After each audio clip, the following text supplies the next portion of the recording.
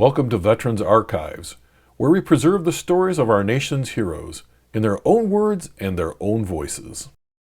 Good morning. Today is Monday, October 21st, 2024, and we're here talking with Dave Dunkel, who served in the United States Navy and the Michigan Army National Guard. So welcome, Dave. Oh, thank you. Good to be here. And for full disclosure, Dave and I served together for a while in the National Guards. We've known each other for a few years. But here's some things I don't know about you, like when and where were you born? So I'm a Lansing boy. I was born in August of 1957 on the east side of town. A big Catholic neighborhood there by Resurrection School and Church. Yeah, I know exactly what you're talking about, actually. Born at Sparrow Hospital? I certainly, well, it was St. Lawrence is where I was born. Oh, okay. So my mother worked there. All right. Well, good Catholic neighborhood, good Catholic My hospital. middle name is Lawrence, and my mother named each one of her boys after a saint. Uh-huh. And their middle name was also after a saint. And she looked out the window at St. Lawrence Hospital when I was born. That's how I ended up. Lawrence was named after the hospital. That's pretty cool. It's still standing today, too. Yeah, so it's a testament, right? Yeah. Well, so let's talk about your childhood a little bit. What was it like growing up Dave Dunkel on the east side of Lansing? As I mentioned earlier, it was a predominantly Catholic neighborhood. So there were lots of kids. I mean, the family that lived right across the street from me had 9 children, and the kitty corner from that was another family that had 6 children, and then 4 children, and 5 children in our family. So there was somebody from every age group to hang around. A lot of kickball in the street, playing football. Most of us boys, we spent our summer days playing Army. Mm-hmm. You were either German or American. Since I had a last name of Dunkel, I usually ended up as the German soldat, and we'd run up and down. You know, back then it was the backyards. We'd just run from backyard to backyard, hopping people's fences. I mean, you get shot nowadays if you do that, but That's true. We're a little marauding band of children. But you know, it was a safe place. Classic lower middle class upbringing. Mm-hmm. Didn't realize that we were kind of poor because we had everything we wanted. Right. Well, it sounds like if you didn't have it, you just sort of improvised, right? You played with your friends. You did stuff. Exactly. You didn't need stuff. It sounds cliche, but it was literally from the time the sun come up in the morning till the street lights come on at night, we were outside running around somewhere. And that was because our parents told us to. Right. And every single house was our home. So you might eat lunch with the Mapeses one day and have dinner with the Ellsworths the next day. And depending on where you ended up in your daily playtime is where you'd end up being disciplined, where you ended up eating, because it would be nothing for another parent to grab you by the scruff of your neck and shake you up if you needed it. It was a different world back then. Yeah, it was. Now, this has nothing to do with the story, but you just said you had lunch with the Mapeses. Yep. Okay, true story. My sister and I used to hang out with the Mapeses, probably the younger Mapes kids, when I was in high school, and we would sit at their house, and I hope nobody gets upset. We'd sit at their house, and my sister and her friends would smoke as much pot as they could, and then we would listen to Richard Pryor records. So I didn't want to get us off track, man, but you said the Mapeses, and I'm like, oh, this whole memory thing came back for me. Sitting down in the basement listening to albums. Yep, Cheech and Chong, Richard Pryor. Yeah. I hid that album from my parents. My father was a bit old-fashioned, especially, and I can remember we had a Victrola in the living room, that had a record cabinet on each side, and my sister's coming home and playing Chubby Checker music or the Beatles music, and my dad lecturing him that would ruin the needle on that record player, that you can't play that kind of music because that needle was not that kind of needle. We need to get a different needle for those.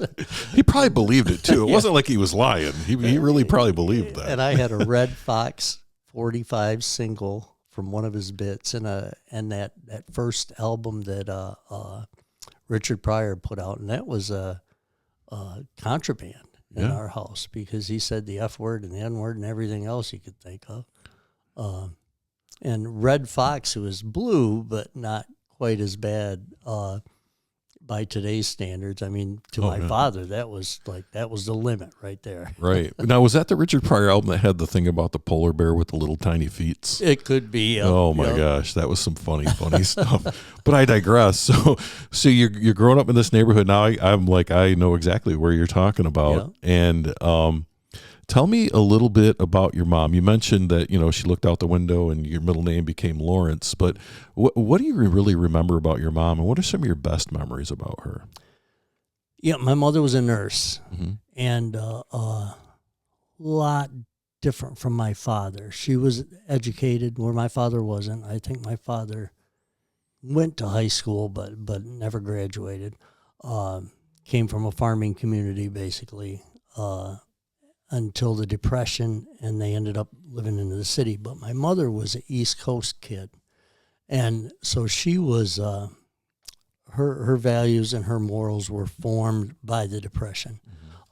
Her father was an iron worker. My grandfather, Grace, he was born in 1890, so he was older when he had his children. He was a World War I veteran, and he was an iron worker out in Philadelphia and worked primarily in New York City, building the Verrazano Narrows Bridge. It's still there now, and he was a high altitude iron worker, and they went from having a house in Chester, Pennsylvania, to renting a duplex during the Depression, to renting a quadplex, to where they ended up in New Jersey, in Jersey City, in a tenement. And my mother told stories about how kids would walk down the railroad tracks during the daytime, find pieces of coal to help heat the tenement. How there was 16 different families in this building. They used one bathroom. And she had one sibling, my Uncle Joe, and she lost him in World War II. He was a prisoner of war of the Japanese and did not survive, and that's a whole nother story there that's very interesting. But my mother was grateful for everything she had. She was very nonviolent. She graduated from nursing school, and back then in the early 40s, it was a resident school. So she went off for 2 years and then was immediately, wasn't really drafted. They were asked to become Army nurse cadets, which is what she did. As soon as she graduated, she put an Army uniform on as a cadet. And but by that time it was 44, so she never got deployed anywhere. She just worked at Philadelphia Naval Hospital for a while. The thing I remember most about her is her nonviolence, is her tolerance. She was a lifelong Democrat, a delegate to the Hubert Humphrey Convention back in the 60s, and always taught me some valuable lessons about looking through someone to try to understand who they really are. Mm-hmm. Don't look at what it doesn't matter what they look like or what color they are. You got to be able to look in somebody's eyes, and that'll tell you everything about who that person is.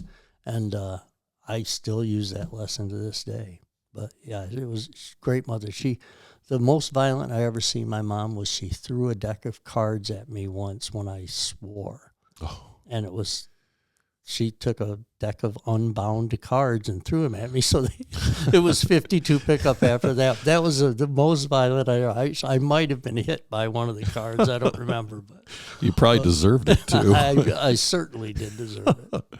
So what about your father then? It's interesting that as we go through this very short period of time, there's a military history that runs pretty deep in your family. Yeah, as far back as any male can remember. Uh-huh. And the Dunkel family actually emigrated from the Alsace-Lorraine region of France. They were displaced Germans. They were Huguenots, and they were displaced back in the 1500s. And they emigrated to the Mohawk Valley in New York in the 1600s, mid-1600s. And then the first Dunkels ended up in Michigan, especially in this area, in the Lansing area, back in the 1820s. One of my grandfathers was a prisoner of war of the British. That's how they ended up in Michigan. He was captured in New York by the British. He was a patriot and was sent to a prisoner of war camp that was in Canada, in British-controlled territory. And when he was released from that prisoner of war camp, he emigrated to Michigan with two of his sons. And that was the first Dunkel that showed up out in that area back in the 1820s, but long before we were a state. Right. My father, he passed away in 2019 at 87. He was a rough guy.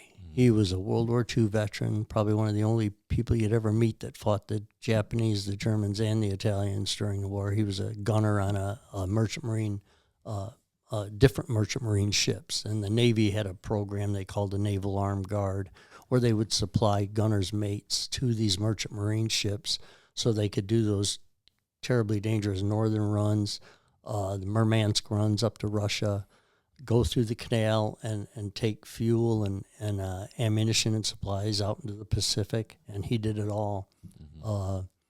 And was just a hard worker, you know. My mother was a nurse, and she worked the afternoon shift at St. Lawrence, so she worked from 3:30 in the afternoon till 11:30 at night. My father would go to work at about 4:30 in the morning, and he was a laundry delivery guy. That's what he did for 35 years. He had a route sales, and he worked for a company called Model Coverall that supplied technician uniforms to gas station attendants, you know, with the name on the... back when they used to actually service you, right? Exactly. Yeah. And throw rugs, shop towels, that kind of thing. So he would pick up the dirties and go have them cleaned and then bring them back. And he had a regular route where he would drop these uniforms off. He did it for 35 years. But like I say, my mother worked from 3:30 in the afternoon to 11:30 at night. Every day my dad would get up to work at 4:30 in the morning, get home just in time to take my mother to work because she didn't drive. So he would drive my mother to St. Lawrence Hospital, come back home, supervise my sisters while they helped cook dinner. All of us would cook dinner. All of us did the housework. He would stay up till 11:30 when Mom got out of work. He'd go pick her up, and then 2 or 3 nights a week they would stop at Amels on the east side to have a beer and a slice of pizza, which was the only alone time that they probably ever had. Get home 12:30, go right to sleep, and get up at 4:30. He did that for 35 years, and I can never remember him calling in sick. He had a work ethic that was also formulated, I think, during the Depression when his father was literally a city garbage man by the time he lost what he had during the Depression. He ended up going to work for the city of Lansing, emptying garbage cans, and did that till he retired. And my dad and my twin brother, to help support the family, got parted out to different farms in the area, and they were just, from the time he was 12 or 13 years old, that's how they spent their time, was as quasi-indentured servants for different farmers to help the family make ends meet. When I say he was a rough guy, he would smack the shit out of us boys, and 9 times out of 10 we deserved it. Nowadays, that kind of behavior is frowned upon, and for good reason. It didn't teach me a lot about how to discipline my own children. So he had a bit of a quick temper, but was not abusive by any stretch of the imagination. I mean, he busted his ass for his kids. That's why he worked as hard as he did. And he could, like I say, we didn't know we were poor. We had a camper. We had a pop-up camper. And every single weekend that the weather permitted, we were going somewhere. Every year, Dad got 2 or 3 weeks of vacation, and we would pile in the car. In 1966, we drove all the way to California to go to Disneyland. We went to Florida 2 or 3 times. We went to Maine. So great memories growing up of being able to see the country, usually from the back seat of a station wagon. With no seatbelt on, right? Exactly. Standing up in the back seat, me and my little brother and my sisters. And at Christmas, the presents would be, from the tree out into the middle of the living room for the 5 kids that were in the house. And we, like I said, we had no idea we were poor, but when my father passed away, he probably had $3,000 in the bank, to show for his whole life's work. But that was fine. That was all he ever needed. Right. Well, and I mean, it's interesting because you say you don't know that you were poor, poor by the standards of money, but rich by the standards of, you're in a family that loves you. You have brothers and sisters. You guys are doing all kinds of cool stuff as kids. So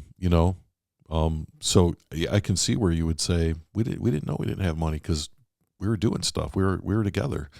And I get the feeling as you're talking that with your mother and your father both, regardless of whether your mom threw a deck of cards at you or whether your dad beat your ass once in a while, you knew that they cared about you. Oh yeah, definitely.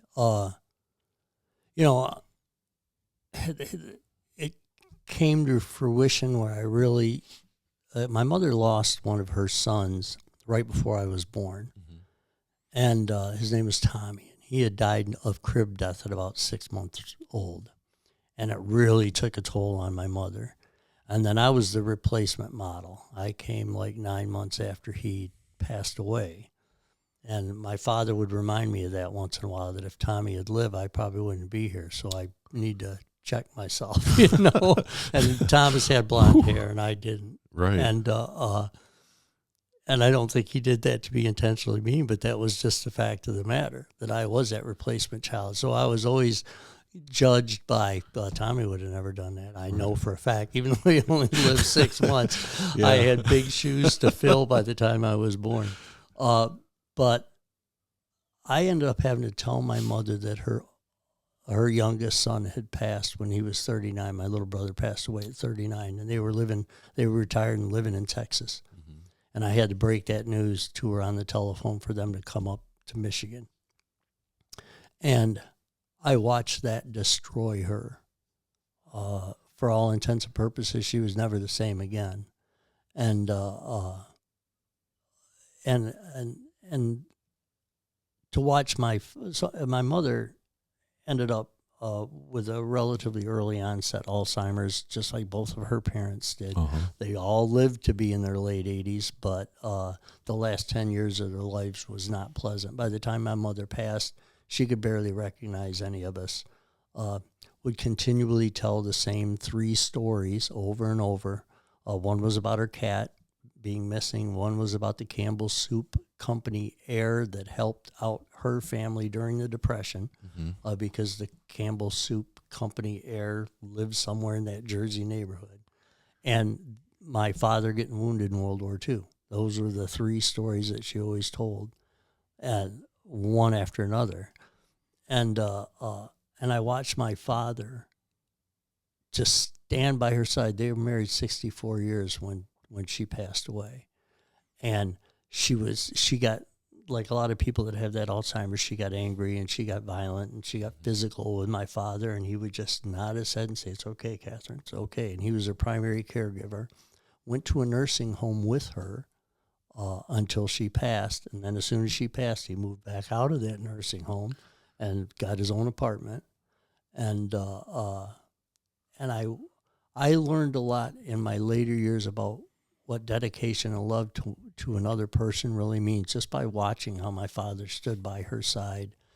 We were both in the hospital with her when she did pass, and him struggling to tell her "It's okay, honey, let go," because she was suffering, and then telling her to hang on in the same breath because he didn't want to lose her.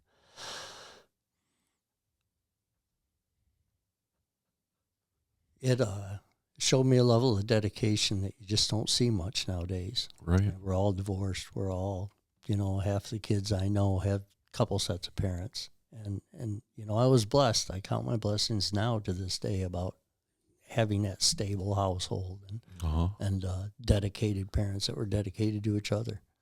Well, I want to back way, way up because it's been in the back of my mind. Your parents have an amazing story all unto themselves.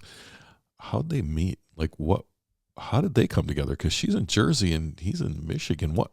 I got to know. My father and his twin brother joined the Navy in 1943. And he was 17 years old, just turned, him and his twin brother. That's how my father ended up being named Ronald. My father didn't have a birth certificate.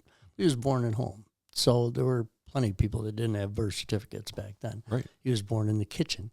And so when he joined the Navy, he joined with his twin brother. My father's name was Roland, and his twin brother was named Donald. Well, that didn't rhyme right for the Navy, so they just named him Ronald. So on all his enlistment paperwork, his name was changed by the Navy from Roland to Ronald because it rhymed with Donald, his twin brother. And he ended up going out to Chester, or to Philadelphia as a gunner's mate, and he was picking up a Liberty ship. And he saw my mother and her girlfriend hanging outside a movie theater. My mother was engaged to some other sailor who was deployed somewhere, and I don't know much about him, but apparently it was a whirlwind romance back in the 40s, like so many people had back then. And my father pursued her pretty relentlessly by letter. Okay. Because he met her that night and asked her if she wanted to go see a Frank Sinatra concert, because Frank Sinatra was playing right across the river in Jersey. And so they went to a Frank Sinatra concert, my dad and his buddy and my mother and her girlfriend. And my dad actually, my dad's buddy actually wanted to hook up with my mom, but my mother was chaste and spoken for, so Right. Neither one of them got very lucky. But my dad started this relentless letter campaign while he was deployed, telling her, you are going to end up marrying me, and you might as well, kind of get used to it. I have all those letters now, and I read them, and it's hard to picture my dad as a young teenager in love. So much so that's how he spent, you could tell, the vast majority of his free time, because there's letters almost every day. There's a stack of maybe 400 letters that I have at home that he wrote her. Wow. And then he was wounded and ended up doing some time in Philadelphia Naval Hospital, and my mother recognized him. And he told her, he says, I told you were going to end up dating me, and they did, and had been together ever since then. So their dedication started way before they ever got married, and I'm here to tell you that sounds like there's no such thing as a coincidence, right? He's writing these letters and he ends up in the same hospital. And I think it's one of those World War II stories that if you start turning over those rocks, there's so many of them out there, because the times dictated that people. Well, first of all, there wasn't social media. There wasn't anything like that. There was telephone calls, face-to-face meetings, or letters. So the written word was extremely important. But that means people really thought about what they wanted to say. And I think they kind of built up that commitment to each other in tough times. My father was deployed in combat zones. My mother had a brother who was missing in action.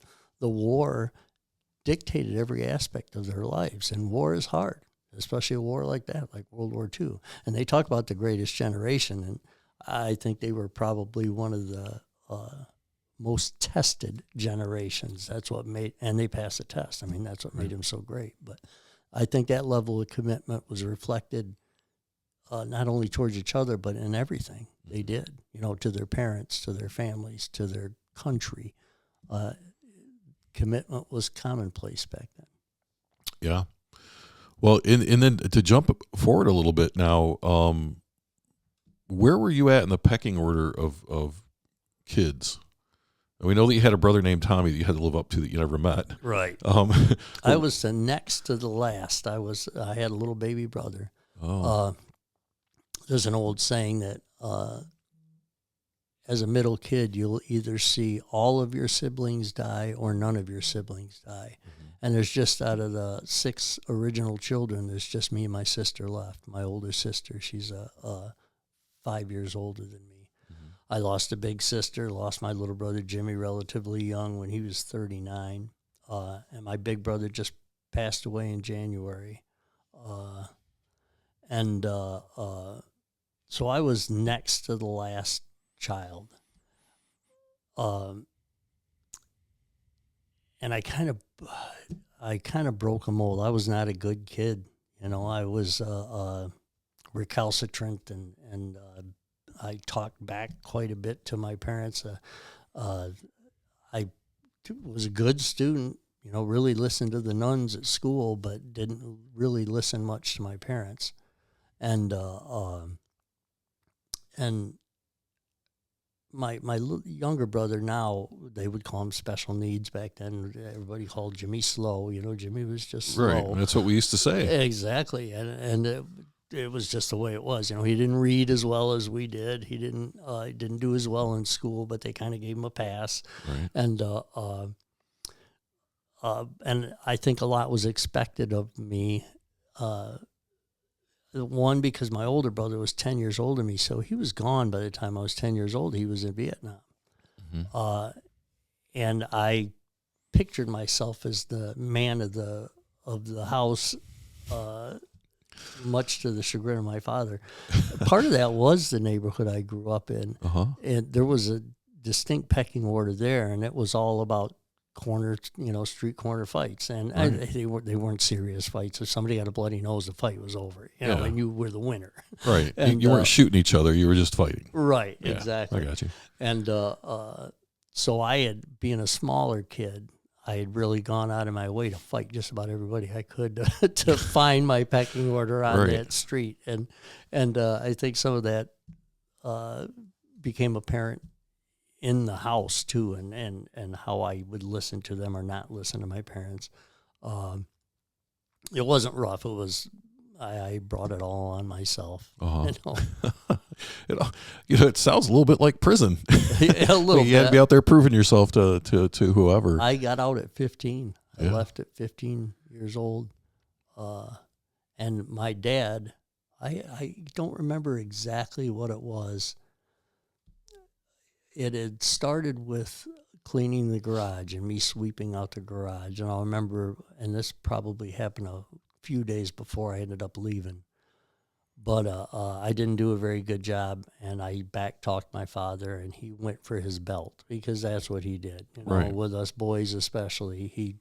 You knew you were in trouble, and he reached for his belt and whipped it off and just started wailing on you with the belt.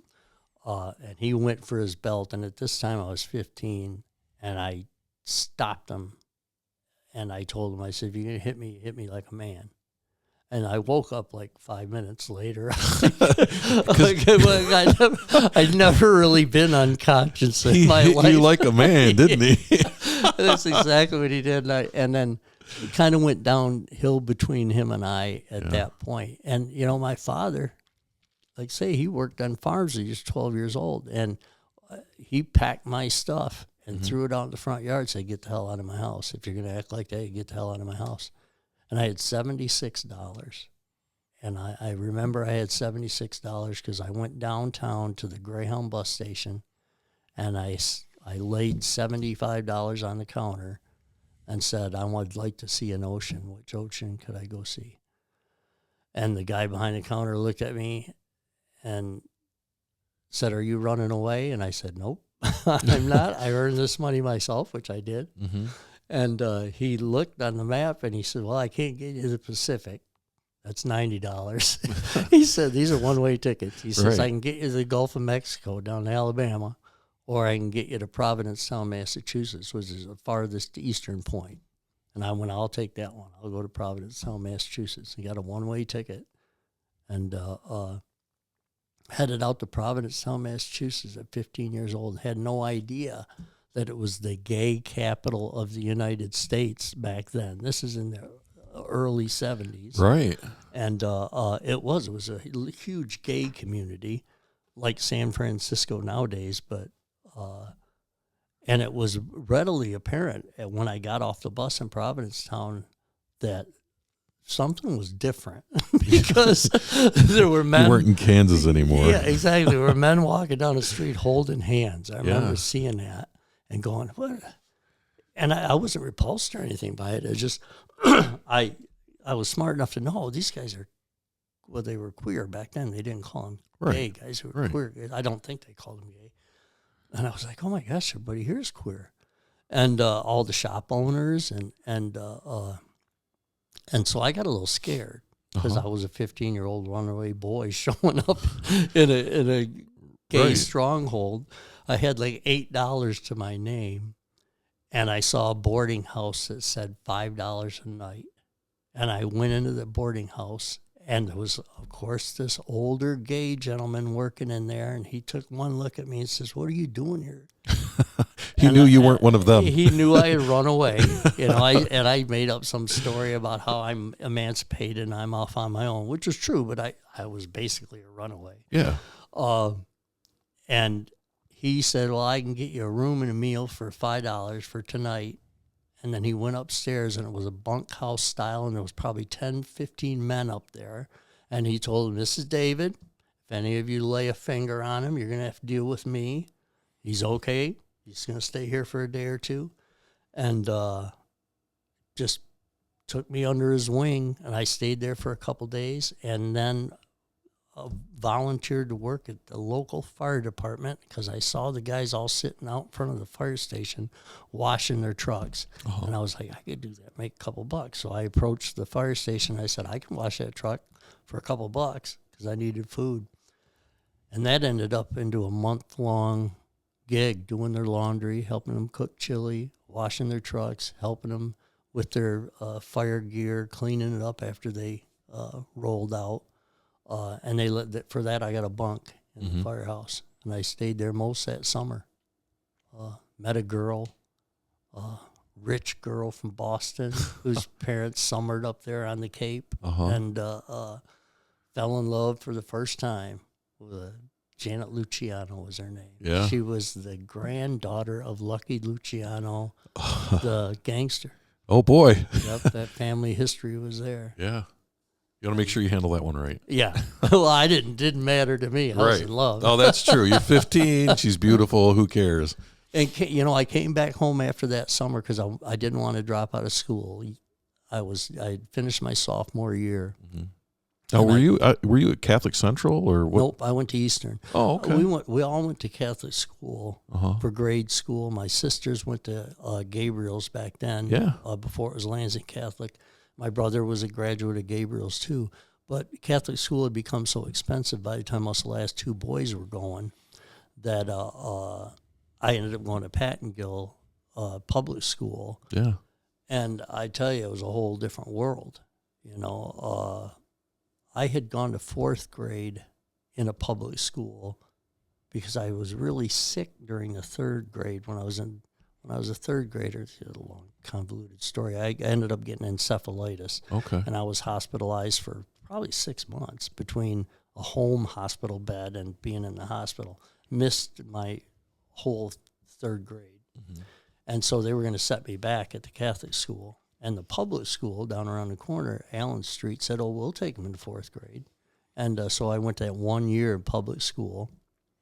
And that was a wide awakening. I had gone to an all-white Catholic school. Yeah. And then right around the corner was a really integrated public school. And I thought I was a tough kid.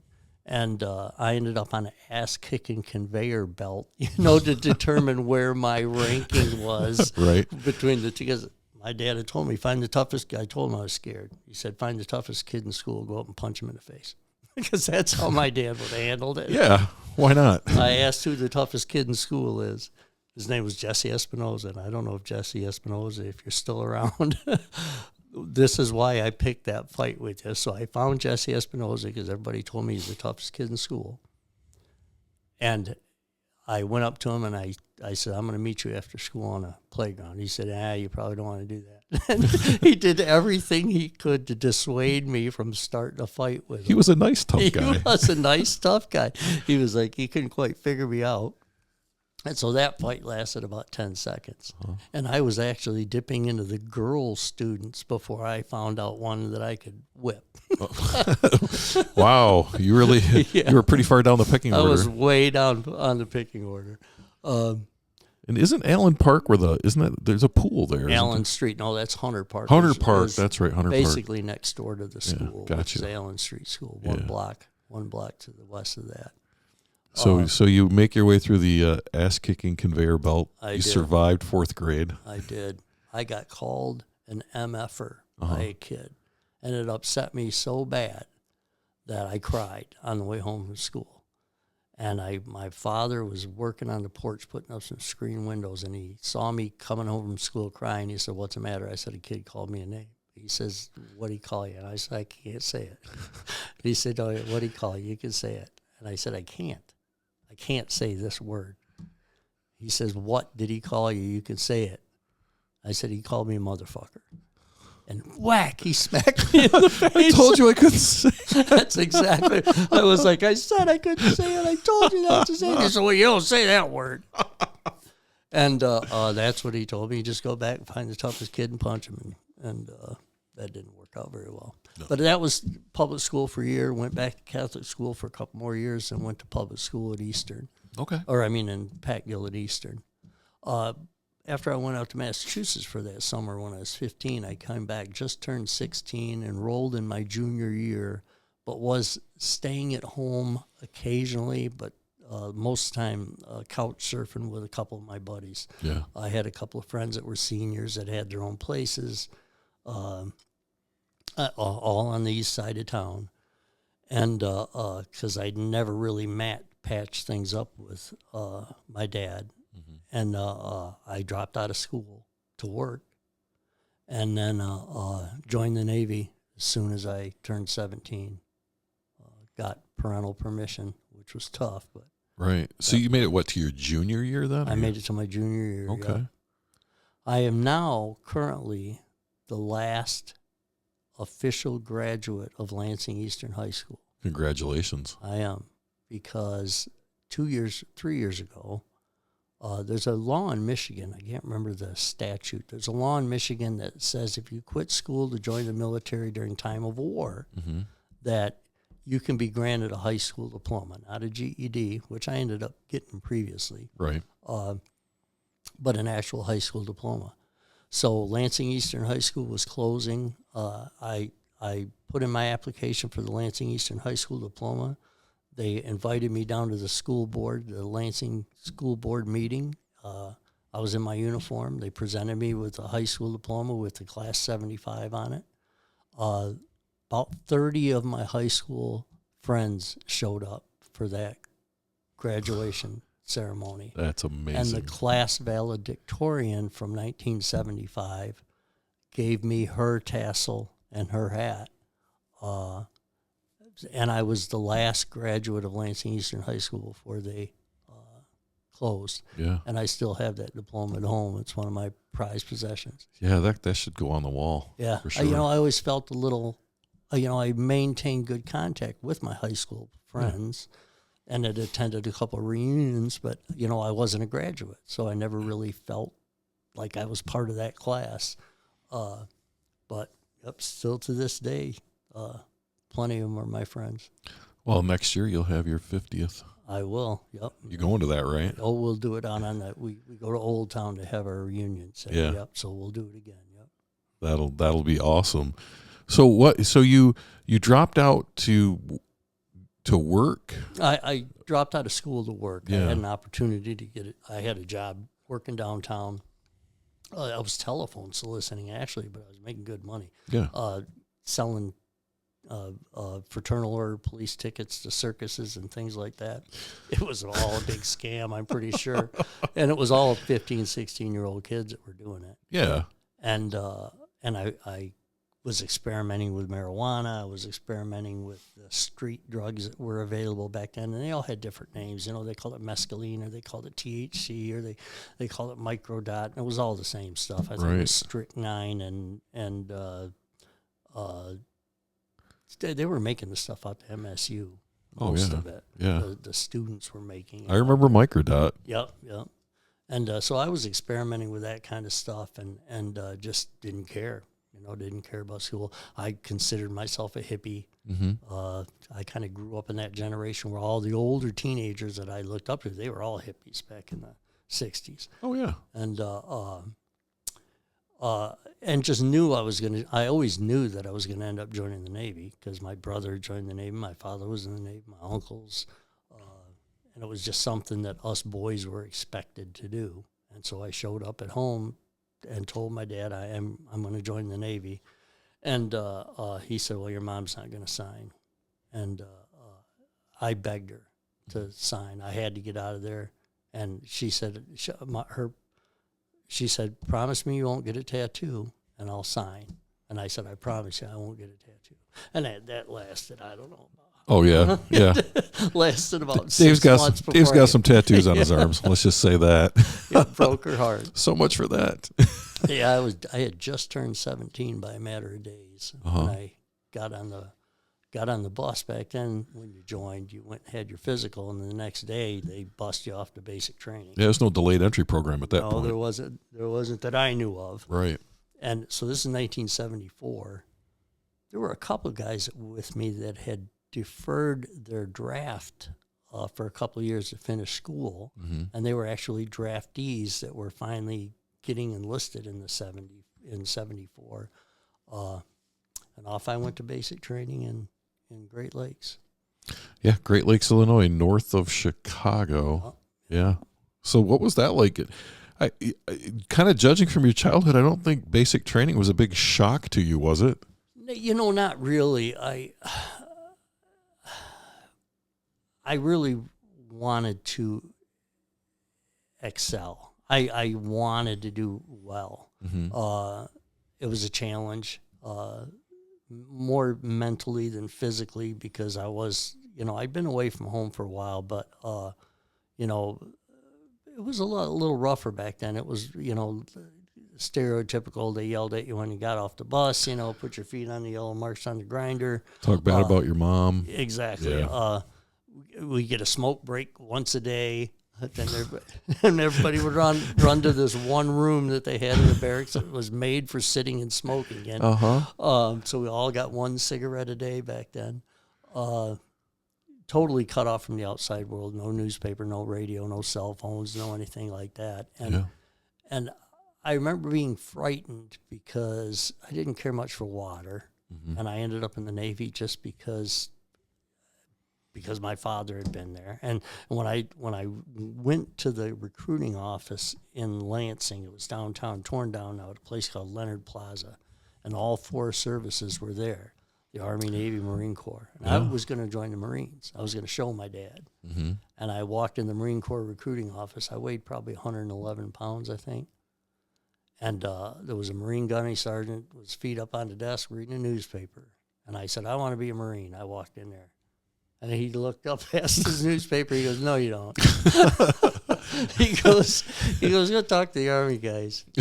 He said, they're right there on the corner. He took one look at me. I was like, yeah, this kid's not Marine material.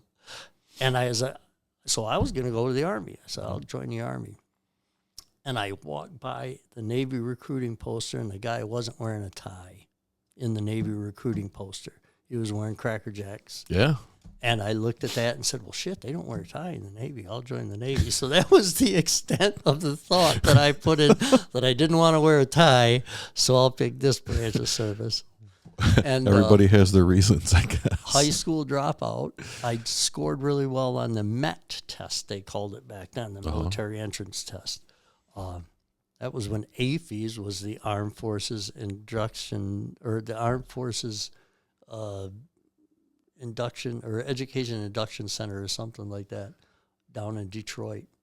But yeah, I did well on the test, but they couldn't guarantee me a school, so they just sent me down to Great Lakes as an undesignated seaman, they called it. Yeah. Did you stay at the Mariner Hotel when you went to Detroit? No, we stayed at the Book Cadillac back then. Oh, well, lucky you. I stayed at the Mariner. Well, it was a dive back then. You know, it was rough. The bottom floor was the military entrance processing station, the old MEPS. Or at least that's where you did your physicals. I don't know if, I can't remember if I actually did enlist there. But it was in the old Book Cadillac Motel now, which is a top dollar motel. I was just there this year with my wife. Yeah, no cockroaches or prostitutes, right? Not anymore. Back then, it was a little rough. Yeah, I remember. So you get to Great Lakes, and you're wanting to do great things, basically. Yeah, I was willing to do anything. I really wanted to be a gunner's mate because my father was a gunner's mate, and I volunteered for the submarine service without realizing that I'd volunteered for the submarine service. Because at about how'd that happen? Week 6, I think it was, week 6 or week 7 of the 9-week basic training program, he went to classification. And that's where the guys who had A schools would get their orders to go to their A school. They would find out, you're going to go to San Diego, you're going to go to basic electronics first, you're going to go here, this is where you're going to go for your follow-on training after you go home for 2 weeks. And so I was undesignated seaman, and I went up to a window in the processing center that was just like a bank teller window. It had a glass front. There was a guy sitting behind the teller window, and he had a little place that he could slide papers to you underneath the window for you to sign. And he shoved a stack of papers through that window that had about 35 pages on it. And he'd flip up the bottom of each page. He goes, sign here, and I was just signing because I was in the Navy, and if they tell you to do something, you do it. That's right. And so I was getting classified, and I knew I was going to get classified, but I had volunteered for every program that the Navy had. The Naval Speed Testing Center down in New Orleans, where they strap you to a speed sled. I volunteered for that. I volunteered for everything, and I found out I was going to submarines just before I graduated from basic training, and they read our orders out to us. It was just like something out of Full Metal Jacket, where they kind of gathered around and said, so-and-so's going here, so-and-so's going here. And they went, Dunkel, you're going to basic electronics school, and then you're going to go to submarine school out in Connecticut. Out of Groton, right? Out of Groton, Connecticut. I got to ask, though, that guy that made you sign the papers, did he have a tie on? No, I didn't. It was kind of blacked out. I can't even remember him. I remember my recruiter. Yeah. I remember my company commander, who was the equivalent, Navy equivalent of a drill sergeant. Yeah. He was a E6, Petty Officer Gill. And, it was those guys that made me a man. It really was. I was 17. I was a boy. I thought I knew everything, but I didn't know shit. And I went out to submarine school with a full intention of failing because I knew it was a tough school. Everybody told me academically it's really difficult. Right. And, you're studying nuclear physics and things like that. I was a high school dropout, terrible at math. And physically and mentally, it was a pretty demanding school as far as Navy standards went. And the day I showed up, I had fully intended, like you say, to fail, and then I couldn't. I just couldn't fail. Once I saw the classrooms and saw how serious they were and how professional they were, because the submarine service was very professional. It was, like 1,200 subsailors in the whole Navy back then. Right. It wasn't a whole lot of us. And it was they weeded a lot of people out in those preliminary training classes, things like that. So I just dug my heels in and said, I'm going to learn this. And I think it was a 6-week course. And then we got to pick the submarine, or we got a wish list. They kind of posted on a bulletin board which submarines needed people. And I saw on there the USS Tullabee. It was SSN 597, and then in parentheses, it said experimental. So it was an experimental submarine. And I thought, well, that sounds cool as shit. And I volunteered for that instantly. And I didn't realize that it was experimental in 1957 when they had built it. Now it's 1974. And that the experiment did not work very well.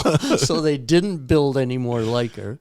Oh, boy. She was a one-of-a-kind submarine. It was the smallest naval warship submarine that they'd ever built, 270 feet long. About half the size of a normal submarine. Had a crew of 55, when most submarines had a crew of about 100, 110. And it had the smallest nuclear reactor that they'd ever put online anywhere. It was they built it under a program called the Small Nuclear Reactor Program. Mm-hmm. And it was an ugly boat. It was a small, short, stubby, ugly submarine. And like I say, I volunteered for this because it was experimental. After graduation, they sent me to torpedoman school, which was a 4-week course back then. It was a slam bam, sent me down to Florida to go to that school, and then sent me to the fleet, sent me to the submarine. Mm-hmm.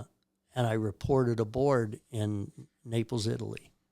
The boat was already in the Mediterranean doing a 6-month Mediterranean run, and they put me and 2 other youngsters on this airplane and flew us to Naples, Italy to meet the boat.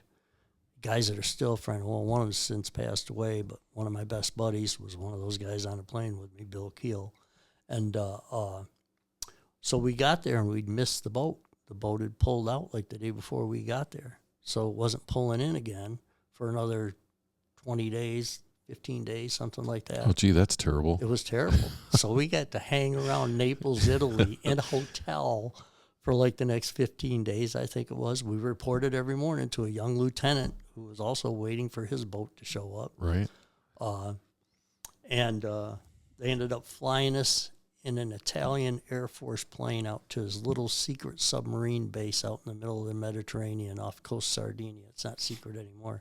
Well, not now. It's a resort now. Oh. It's on an island called La Maddalena. Uh-huh. This is the height of the Cold War. It's 74. So it was somewhat secret. It had it was very small, had a submarine tender there, and 2 or 3 boats at a time would pull up. It wasn't secret from the Russians, but it was secret from the Italians and everybody else that didn't know what we were doing back there. And I remember reporting aboard. I walked towards the pier, and that big submarine tender was there, the SS Gilmore. Their job was to take care of submarines that pulled into port. And on the other side of the Gilmore was the boat called the Greenling, and the Greenling was one of the newer. It was before Los Angeles class. I can't remember the Gato class submarines, I think they called them. And it was sleek and black and beautiful. And then my boat was tied to the starboard side of that boat. Uh-huh. And it was not black and sleek and beautiful. It was beat up and ugly and short and stubby. And I looked at that and I was like, oh my God, what happened to that submarine? But there began my adventure. Wow. 17 years old. Tough way to grow up. Well, in that sub was born right around the same time you were, right? Yeah. His keel was laid the same year my keel was laid. It actually launched in 1963 when I was 6 years old. Wow. And it was a very unusual submarine. It was experimental because it didn't have reduction gears. It was so, to the layman, it had a straight drive electric shaft that went right from the nuclear reactor to steam turbines to electric motor generator to a straight shaft that spun the propellers. So because it didn't have gears, it didn't have reduction gears to reduce that power coming off the motor generators, it was very quiet because it was a straight drive electric shaft. And but it was also very slow. And it's not classified anymore. But our top speed was 15 knots, where the average Russian submarine could tool around 30, 35.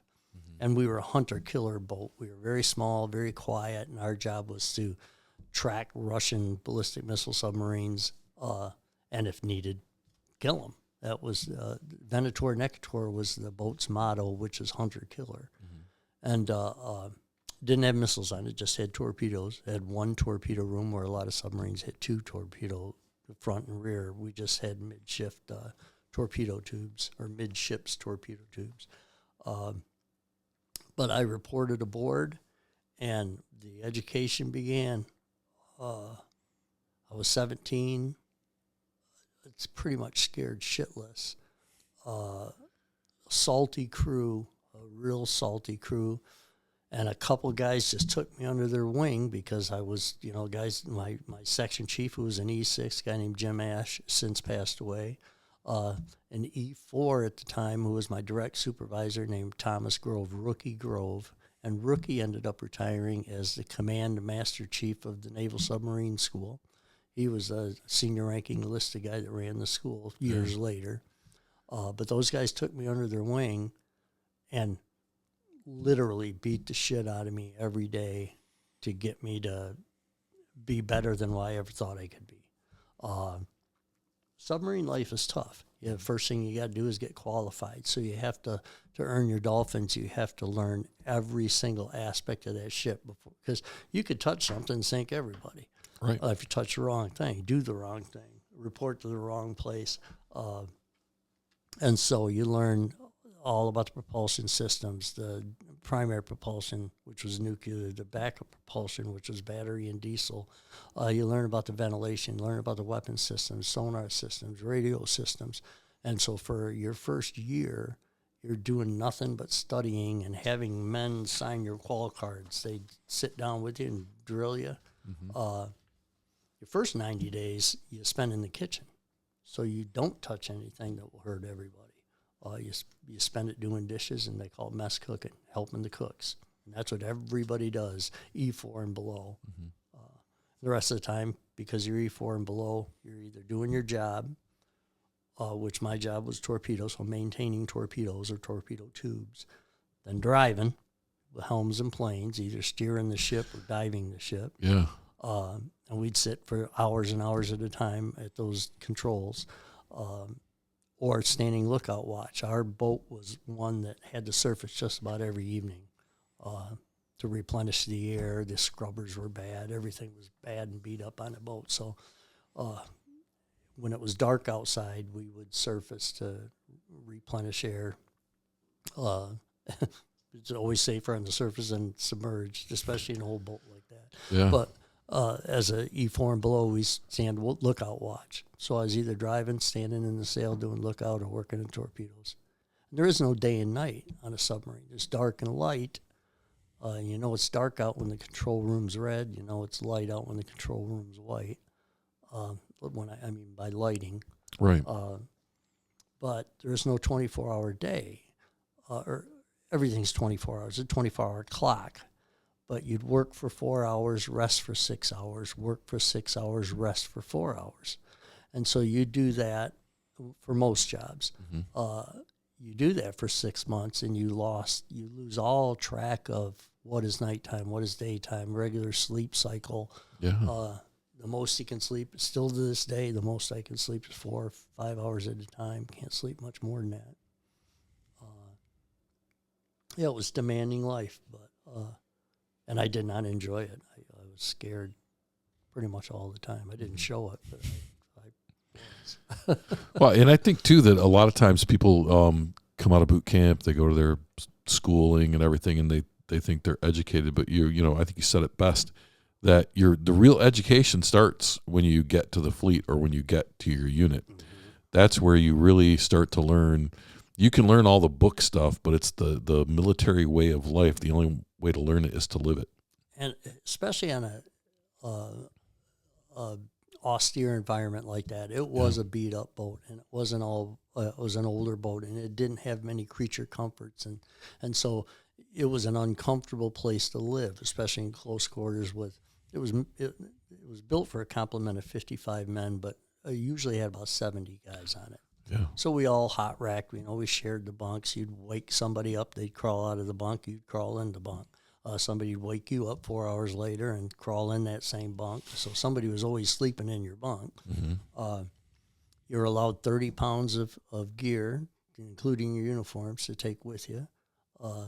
So that basically was my uniforms and a case of Coke. That's what I would bring with me. You had your priorities. I had, because my case of Coke would fit in my rack that had a little locker on it. Yeah. Did you guys had like those coffin lockers? That's what we called them. It was, yep. Yeah. It was basically a bed. Yeah. But mine was strapped onto a torpedo. Oh. So we utilized the torpedoes as bunk space, where literally you would strap this bunk on top of the torpedo. And so I would reach my hands down it when I was sleeping, because the old Mark 14 torpedoes had brass warheads with 640 pounds of TNT in them, but they were cool to the touch. And so it was so hot down there, I would reach down there and try to put my arms on that warhead because it would help keep me cool me down a little. Yeah. And so 640 pounds of TNT was literally 3 inches below my head. And the whole ocean's trying to get in that boat with you every single second. The ocean wants in there really bad. And it was us against Mother Ocean. Right. It wasn't the Russians that were the problem then. Oh no, it was nature. Yeah. Well, I remember we sprung a leak once. We sprung leaks quite a few times.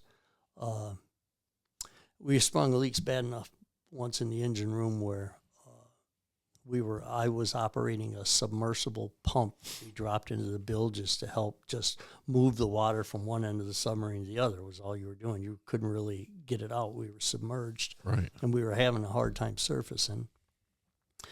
And I had found the Lord like 4 months prior to that, just by living in a submarine. And I carried around this little Bible in my pocket, those little green service member Bibles that they give out. I still have one. Yeah, I have a couple. Yep, it says New Testament on the front. It was just the New Testament. Didn't have time to scare you with the Old Testament, so it was just the New Testament. That's right. And I was manning that submersible pump, and I had that Bible in my hand. And my E6, Jim Ash, the guy who's passed away now, was tough as they come. He walked by me, he stopped, he looked, he said, "Hey, what are you doing?" I said, "I'm praying." He said, "You know, God's only good to 150 feet. I said, "Roger that." And he was right. God was good to about 150 feet. And after that, it was Mother Ocean took charge. Yeah. And he would remind me constantly that every bit of that ocean wants in here with you. Every single bit of it. And you're a matchstick in a bathtub. To show us exactly what we were dealing with.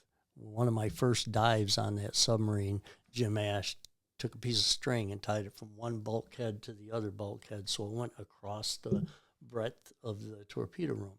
And in the middle of that string, he tied a crescent wrench. So you had a crescent wrench suspended on a string 4 foot above the deck. Uh-huh. And as we dove, the submarine got squeezed from all sides, top, bottom, side to side, and it got squeezed and squeezed and squeezed. And as we dove deeper, the crescent wrench would go closer to the floor because the string was getting shorter and losing its tautness. It was getting slack in it until by the time we got down to 700 foot, the crescent wrench was touching the deck. And it gave you an idea. Now you could see that the boat was 1.5 foot narrower when we were submerged than when we were on the surface, and made horrible noises as we were diving from all the patches that they put in that pressure hull over the years. It was definitely a challenge. Yeah, that's how I ended up an airborne paratrooper.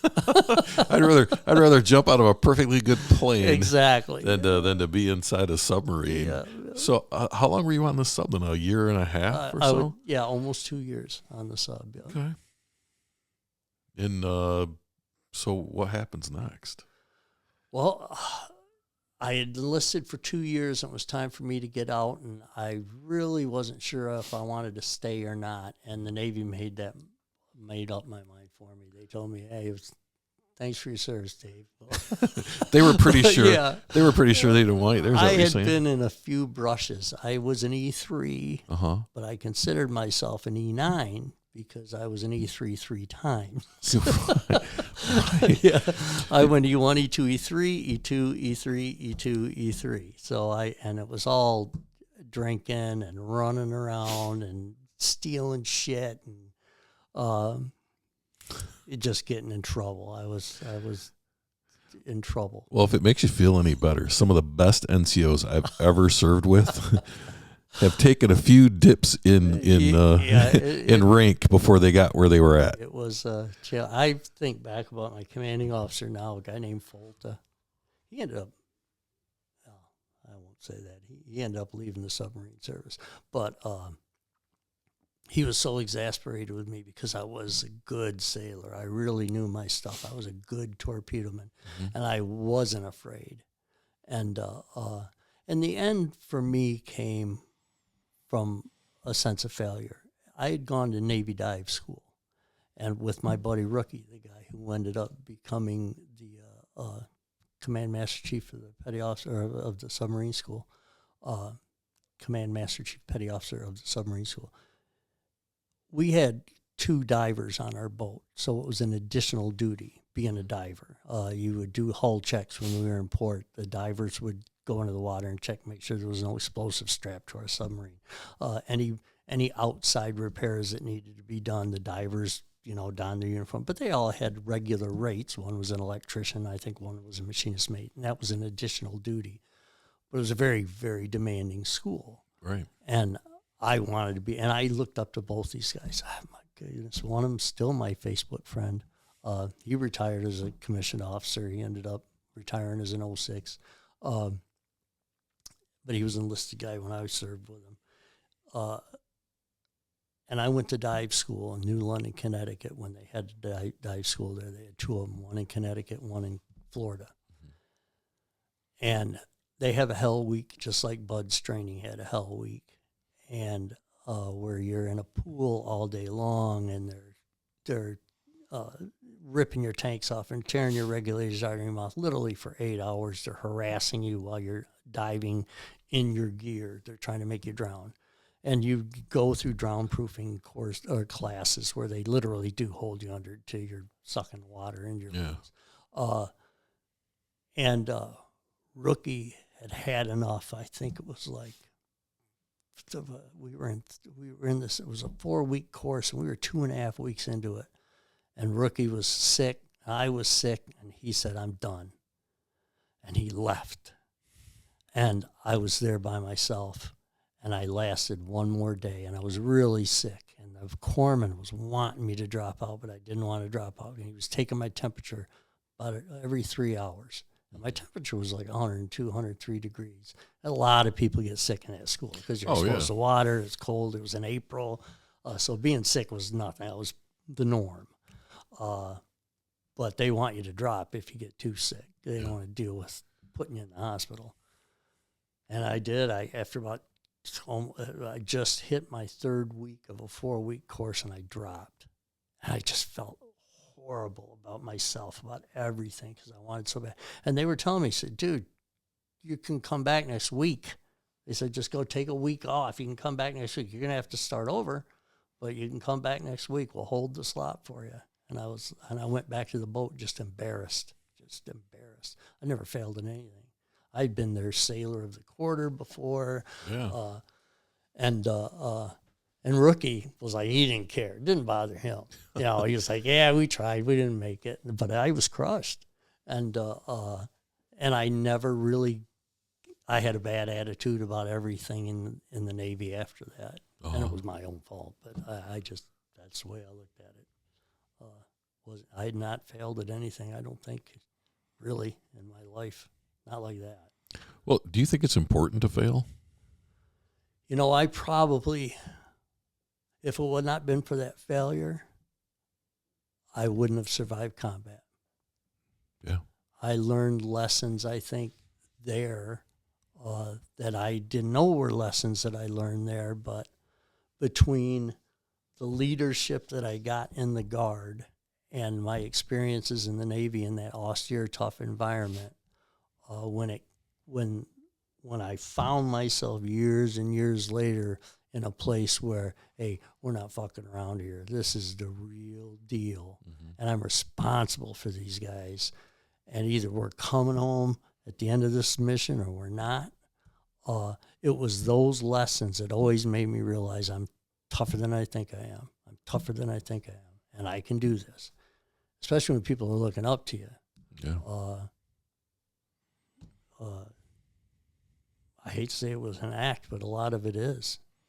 I knew what a tough sergeant looked like. I was a first sergeant when I deployed in my dangerous deployment. And I knew what a first sergeant looked like and acted like.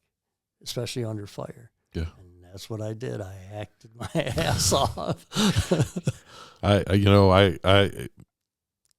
think very few people are born with that in them. Like you, a lot of what you're doing is, that people's lives depend on how you react and how you do things. And so you have to act a certain way. You have to be a certain way, whether it's part of who you are or not, because you are responsible for them. Yeah. And they are looking to you for leadership. And you can't, in the heat of it, go, I don't know.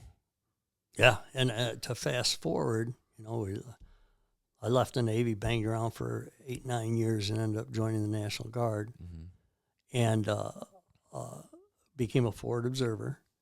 And I like the idea of being a forward observer because they paint their faces, blend in, sneak off into the woods, and come back a couple weeks later. Right. That's what you did at annual training. This sounds like it might be cool. Yeah, I thought that's kind of neat.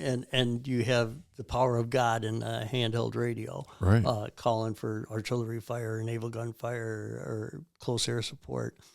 And the group of guys that I served with in the Guard, our leadership was almost 100% Vietnam veterans. This is back in the late 80s, real early 90s. So the E7s and above, they were just about all of them were Vietnam veterans, combat-hardened Vietnam veterans. I was blessed in that I had 2 or 3 key personnel who may not have been combat veterans, like my E6, guy named Dave Buck, who ended up retiring after 20-some years. Still a friend of mine. I was a 32-year-old private. And when you see a 32-year-old private, the first thing you think is, what did he do wrong? How messed up is this guy going to be? What did he do wrong? Right. And Dave Buck saw something in me. He took advantage of my maturity instead of to make me feel bad for it. Took advantage of my maturity, put me in leadership positions as soon as I was able to be in a leadership position, and then rode my ass mercilessly, just rode me mercilessly. And this is back in the day. This is back in the day when you could get butt stroked or you could get slapped up a little bit in the middle of the night, or wrestling matches. He'd pair us off to wrestling matches, and that's how we settled our differences. And like say, as forward observers, we were either out in the ginky weeds or we were up in an OP somewhere by ourselves. But those lessons that I learned from those guys, when the shit hit the fan for real, it just clicked. So many of the little lessons that they taught me just clicked. And a lot of it, like you mentioned, it's the attitude. A lot of it is just how you're going to contemplate this particular situation. Not necessarily what you're thinking, but how you think about it. Those are National Guard guys, Those are National Guard, the weekend warriors that people talk about. Yeah. Some of the finest warriors I've ever had the honor to serve with. And was tested myself and saw where, especially in a combat zone, where these guys really didn't know what they were talking about. Well, I think the thing, too, that a lot of people disregard is that if you look at any major war or conflict, the National Guard was there on the front line fighting in those wars, everything from all the way back to World War II and probably a little bit earlier than that, all the way up through the wars that we've had in recent memory. Yeah. Those were fought by National Guardsmen. Oh, yeah. And you put a National Guard unit next to a traditional Army unit, and I would defy you, one, to tell the difference. And when you did tell the difference, you might realize that National Guard unit did a little bit better, because we tend to think outside the box. Exactly.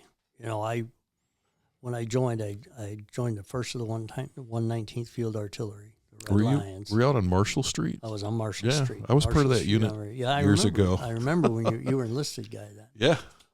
Actually, I had just got my commission. Did you? Yeah. With Butch Secord and those guys, was it during that time period? I don't remember. The battalion commander, I can't remember his name either. It wasn't Dahlman. It was Dahlman. Not Sammy Dahlman. It was Dahlman. See, I wasn't supposed to. He was my captain. Okay, so he was the battalion commander when I was out there. I wasn't supposed to. So I was supposed to be military police. and I got hoodwinked and ended up in the in every drill weekend I would harangue Sam Dahlman, and finally after about 6 months he just signed the paperwork and said, "Get the hell out of my office." He was a great man too, I tell you. He was, and a great soldier. Yeah, so I joined the 119th, and you mentioned about a National Guard role. I was really interested in the history of that unit, and it kind of came about by accident. They had a bar downstairs, like a lot of the armories had little secret bars and a little enlisted man's club. And back behind the bar, they had boxes of stuff that belonged to the unit that was historical: pictures, banners, guidons, written reports from World War II. Mm-hmm. And these guys, the 119th got activated in World War II at the very beginning of the war, sent to St. Louis, Missouri. They became the 973rd Field Artillery Brigade. They landed on D-Day +6, so they were one of the first artillery units to land in Europe 6 days after D-Day. Fought through the hedgerows, fought in the Battle of Hurtgen Forest. 119th held the record, I think it was Bravo Battery, held the record for the most artillery rounds fired from one specific howitzer during the war. 3,200 and some odd rounds they fired continuously. Whoa. They were the first unit to fire rounds across the Rhine into Germany. They were the vanguard of the artillery forces that was over there. Yeah. And yet active component guys, they're calling us weekend warriors. Right. And like you say, just about every conflict, especially modern day, still to this day, over 50% of the available combat forces to the active component are reserve component forces. Uh-huh. We're cheaper to train. We bring that wide and varied skill set. Quick story, I was in a place called Fob Prosperity outside of Baghdad, Iraq, and I was on a small 9-man team. We were quartered in a tent that was in the shadow of this of a demolished Saddam Hussein palace with the roof blown off of it. And we stayed in this little tent city. They gave us one tent, and there was 5 or 6 tents that were part of this. And 3 of the tents belonged to a National Guard unit that was there augmenting the 1st Cavalry Division. Mm-hmm. And they were a Guard unit that was out of, I think, Georgia or Tennessee. And then right next to that was 3 tents that belonged to the 1st Cav, the guys from the helicopter squadrons and the ground pounders that were in the 1st Cav. And the guys in the Guard tent had internet. They had wooden doors built on their tents. They had refrigerator. They had cold pop. They had their own latrines that they had carried to be right outside their tent. The guys that were, and girls that were staying in the Cavs tents were miserable all the time. It was hot in their tent. And the difference was those Guard guys, they had a carpenter, they had an electrician, they had 3 or 4 IT guys, they had that wide range. I was on a helicopter with a United States, or actually with a Canadian Min-Sticky multinational force commander that was riding with us. Mm-hmm. And he talked about when he saw that there were Guard pilots, because he asked them, "You guys Guard or you active Army flying our Blackhawks?" And they said, "Oh, we're in the Guard." And you could tell because they were 48 years old, where the other pilots in the regular Army were 22. Yeah. He goes, "I love Guard pilots. He says, "Give me a 48-year-old pilot any time." They did. They'd been flying for 15 years. Oh, yeah, and, yeah. It's my own story when I volunteered to go to Iraq. Mm-hmm. So, got out of the Navy, banged around as a civilian, didn't do well, joined the Guard, loved it, did everything I could to excel. And within the first few years, I was selected to become active Guard reserve and work full-time in the Guard. So that's what I did. My first assignment was as a counter-drug. Mm-hmm. And back in those days, we were legal pirates. We flew around the state in helicopters looking for weed fields and serving warrants on people. It was we'd work with different task forces, the Western Michigan Enforcement Team or the Eastern Enforcement Team. So there were DEA, state police, county, or local police, and guard guys. And we were up in the UP, looking on Indian reservations for illicit marijuana grows, and then everywhere down in the Southern Peninsula. We'd fly them, find them with helicopters, go on the ground and cut them down, or do surveillance on them to catch the guys. If it was a high tech field where somebody was watering it, somebody was taking care of it, we'd just sit on the field for a couple of days so we could actually bust the people that were maintaining the field. Were you was Colonel Francisco in? He was actually. He was a little after my time. Okay. And it changed a lot. I think they called us Wolverine teams back then, and they had armed certain guard guys. We'd go out there and we'd be armed with shotguns. We would do surveillance on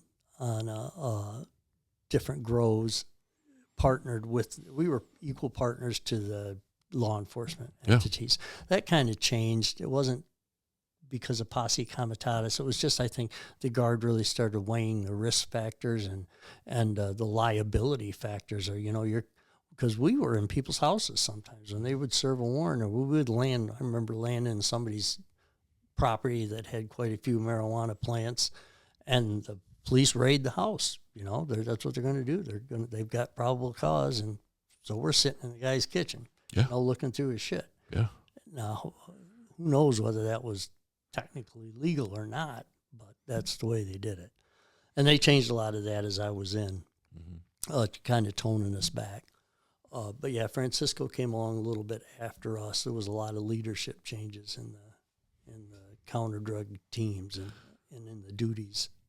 But so I ended up going into recruiting, and I loved recruiting because the guard had saved my life. I thought it taking a guy who wasn't accomplishing much in his life and give me every opportunity in the world, as long as I just worked harder than the guy next to me. And that was really as simple as it was. If I worked harder than the guy standing next to me, I was going to get rewarded. It was so simple to me. I was like, oh, this is easy. I'm going to get rank. I'm going to get extra duties. I'm going to get, recognition.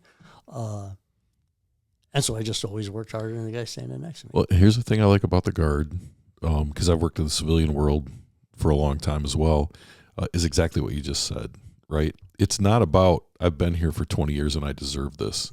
It's about whether or not I'm working harder, whether or not I'm getting the job done, because that really does get recognized. It does. Maybe there's some places where it doesn't, but my experience was if you work hard and you get the job done and you're good at what you do, that gets recognized and rewarded. It does.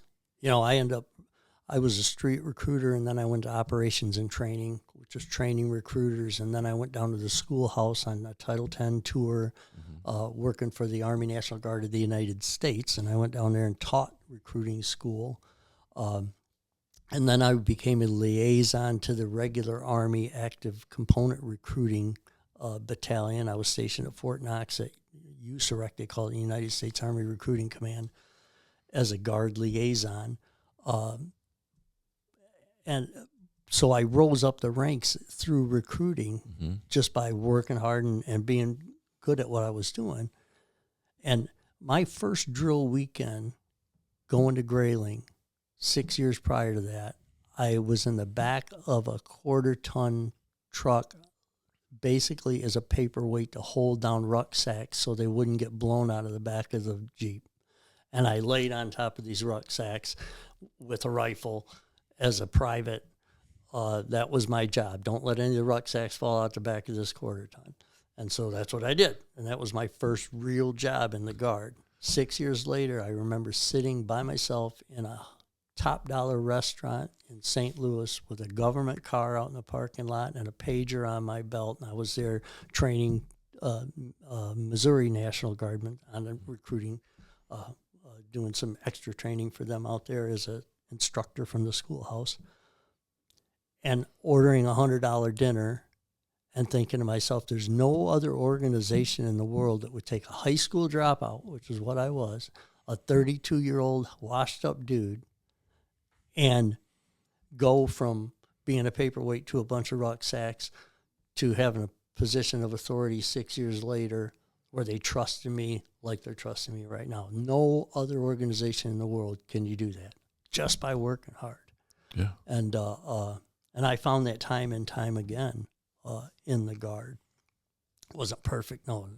I had my share of difficulties in the Guard too, but I'd hold it up against any organization in the world when it comes to professionalism, when it comes to accomplishing mission, getting things done, facing adversity, coming up with novel ideas to fix things,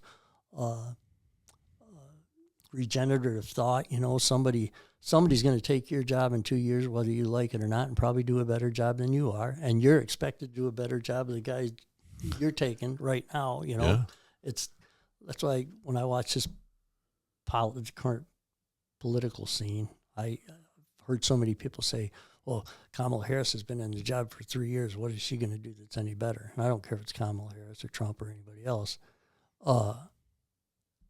The next president always thinks they're going to do better than the last president. That's their job. That's why they run. Exactly. Yeah. That's what they should be thinking. Yeah.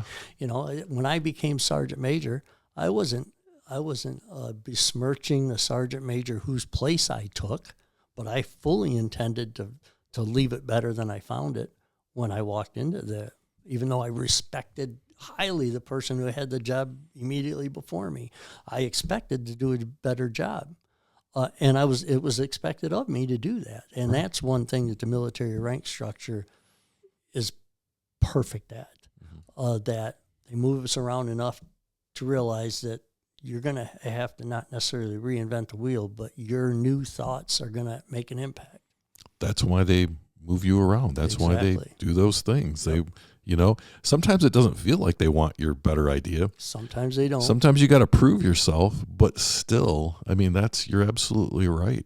Especially in the enlisted ranks, in the NCO ranks especially. Mm-hmm. And officers can tend to be a little more stagnant or have less control of their careers is the way I always looked at it. Officer kind of gets pointed to their next duty location at every juncture. To make captain, you're going to have to go here. To make major, you're going to have to go here. Where as an NCO, to make sergeant, you might want to go here, but you could also go over here or go over there. Maybe try a little something different, work in the field outside your area of expertise. And I was a classic example of that, you know. They can, I mean, if there's something you want to try, they're going to let you try it. So you were in recruiting command for quite a while. At what point did you actually deploy then? So we were talking about you deployed and you were the first sergeant, right? Yeah, I deployed as a first sergeant. Mm-hmm. I was actually the first AGR individual augmentee that deployed. So tell me about that. I got a son who's recently retired from the military, and he did his 20 years. And at this point, he was an E5 and I was an E8, and I was working for recruiting and retention in a couple different jobs. I was the state retention NCO, which was a new position. I had 16 retention NCOs that reported to me. I was also the first sergeant of headquarters detachment of Joint Forces headquarters. So I had those 250 soldiers that I was the first sergeant of. And I was the operations and training NCO for the recruiting and retention command. So you weren't really busy. No.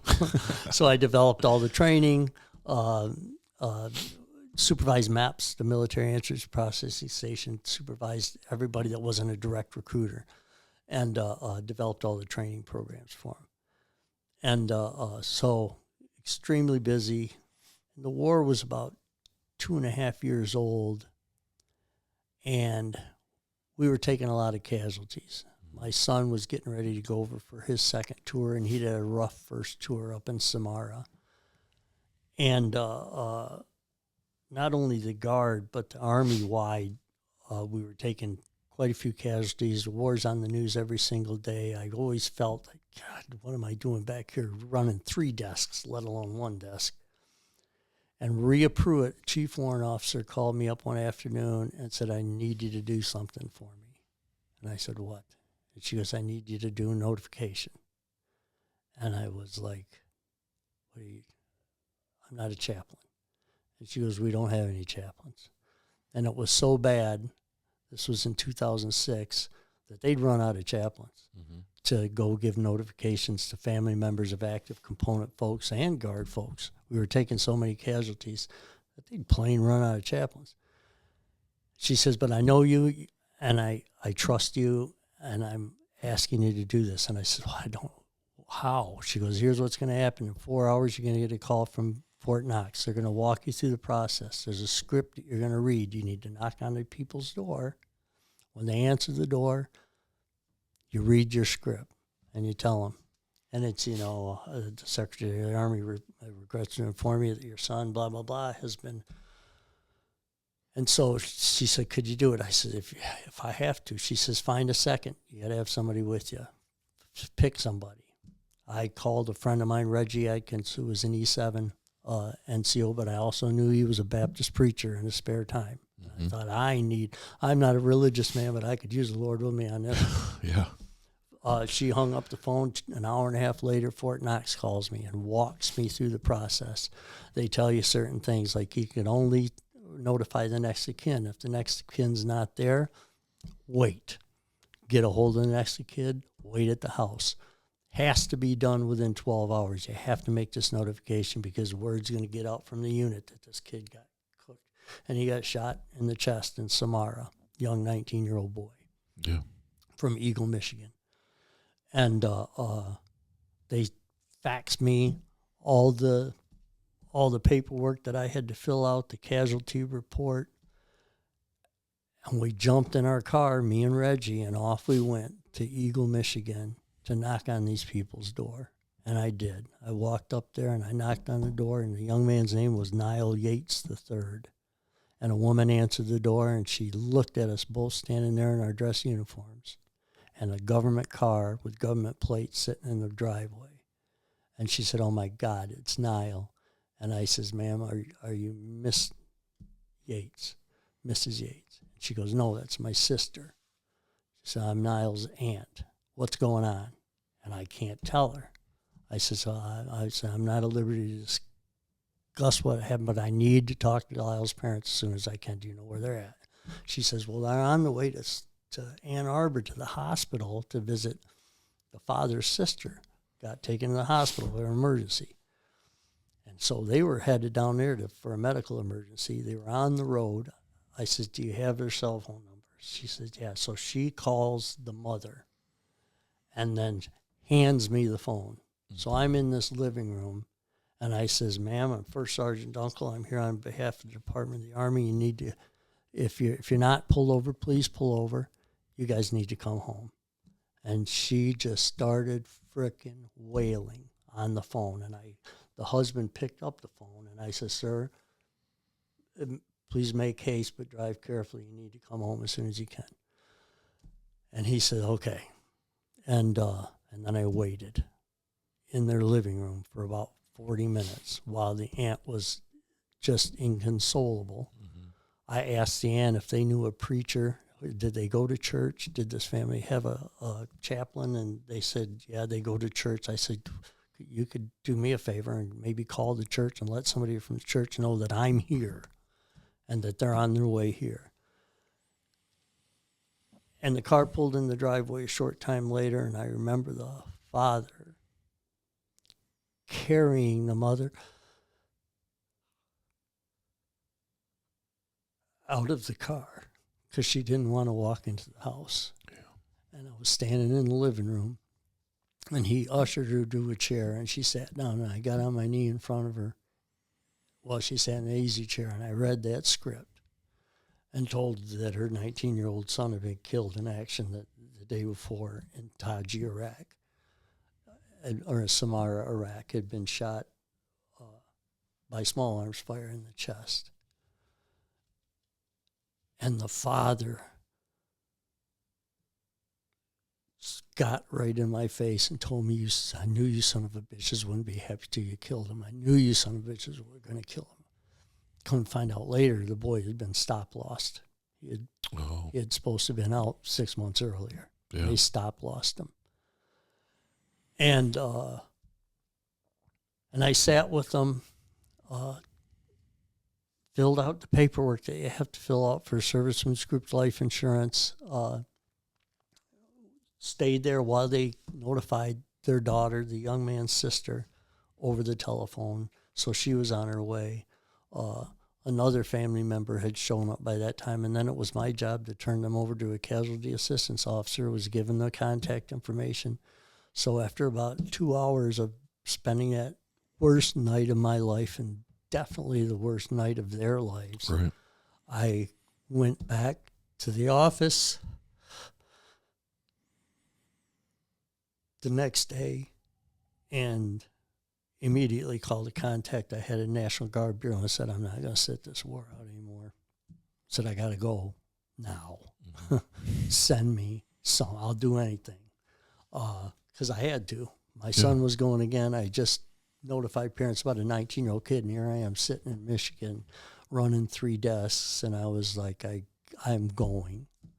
And the guy I called, a guy named Dennis Chapman, I don't know if you remember, he was at MSU's. I worked with him when he was Michigan State University's professor of military science for their ROTC. Yeah. He was now out at mobilization branch at National Guard Bureau. So he was the one that ran the National Guard mobilizations. And I knew I had that connection. So I called him directly. He said, I got just the job for you.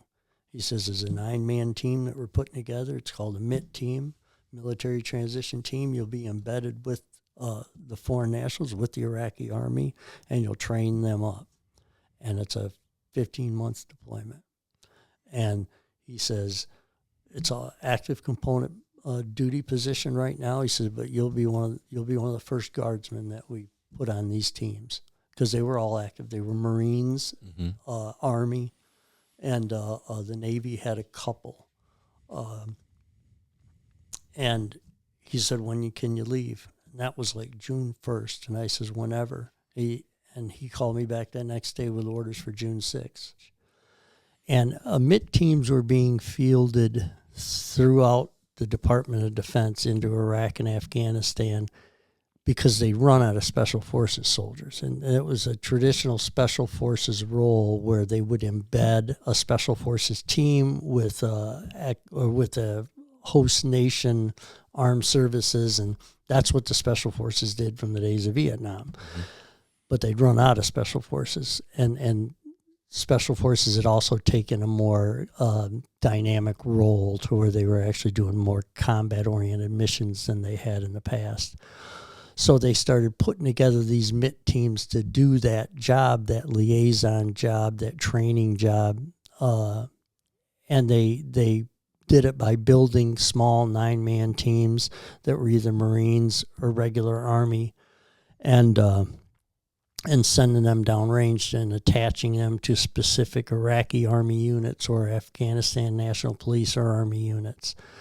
And Colonel Chapman, my contact out at National Guard Bureau, says we're putting together a MIT team that's a little different from the active component in that it's going to have National Guard leadership but active component soldiers. And that wasn't the first time that was tried. There were instances of a National Guard units in country in Iraq that actually had active component units aligned underneath them. New York National Guard, for instance, had the 3rd ID, had some units from the 3rd ID reporting to them for a while. And he said, good thing you called, because he says, I'm volunteering. When I say he was volunteering to be the commander of that unit, of that 9-man unit. And I knew Dennis Chapman, and he knew me and thought pretty highly of me. And he says, you'd be great on this team, but you're going to have to leave in like 3 days. And I says, great. And I'll take it. And so he says, all right, we'll start working on your orders. Here was the sticker. The sticker was I was an AGR soldier. Mm-hmm. An AGR soldier is a full-time National Guard. You belong to the Michigan National Guard. The Michigan National Guard wasn't sending me on this mission. I was volunteering for a mission that was being filled at National Guard Bureau. That was where the billet or where the vacancy rested, was with National Guard Bureau. So I went to my immediate supervisor, who was Sam Dahlman, and I says, I got an opportunity to deploy. And I have to go. He knew that I just done that notification. I told him, look, my son's heading downrange for his second tour. I can't sit here anymore. And he said, no. He said, you're not going. And I says, first of all, sir, please don't put me in a position where I'm going to ask somebody higher than you, because I'll go to the tag if I have to. I'll go to the adjutant general. And he says, if that's what you got to do, you got to do. He said, but I need you. You're holding 3 jobs. And I was doing 3 jobs. He says, I can't lose you. Not now. And I was a little selfish, but there was a whole lot of dynamics involved in my thinking. I just couldn't do it anymore. Mm-hmm. I wasn't going to be effective at my job. That notification had just put me over the edge.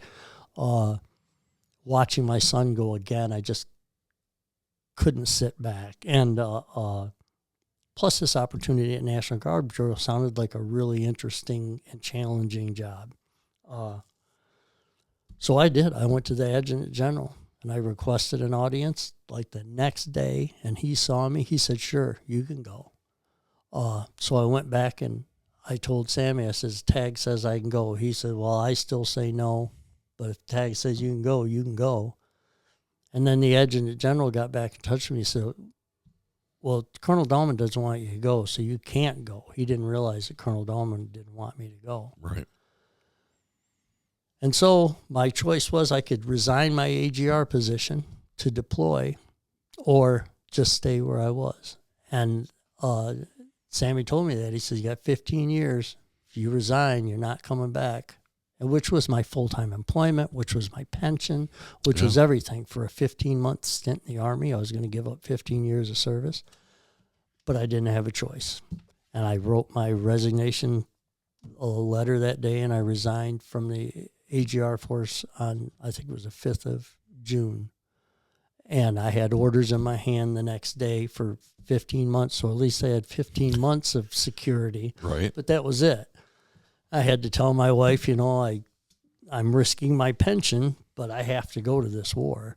And everybody was mad at me. Everybody in the Michigan National Guard. Now, fast forward 3 years later, all sorts of people were doing it because it became an acceptable thing to do. But I was the first one to break the mold and say, all right, I'll quit my job. I'll go. Mm-hmm. And I reported to Fort Riley, to this 9-man team. And there was 2 lieutenant colonels, 2 majors, 2 E8s. The other E8 was a active component guy from the 82nd Airborne, an E7 commo guy, and an E6 medic. And that's consisted of this training team that we were going to go to Fort Riley for 90 days, and they called it Green Beret in 90 days. We were going to learn that SF mission in 90 days and then deploy and get embedded with the Iraqi forces.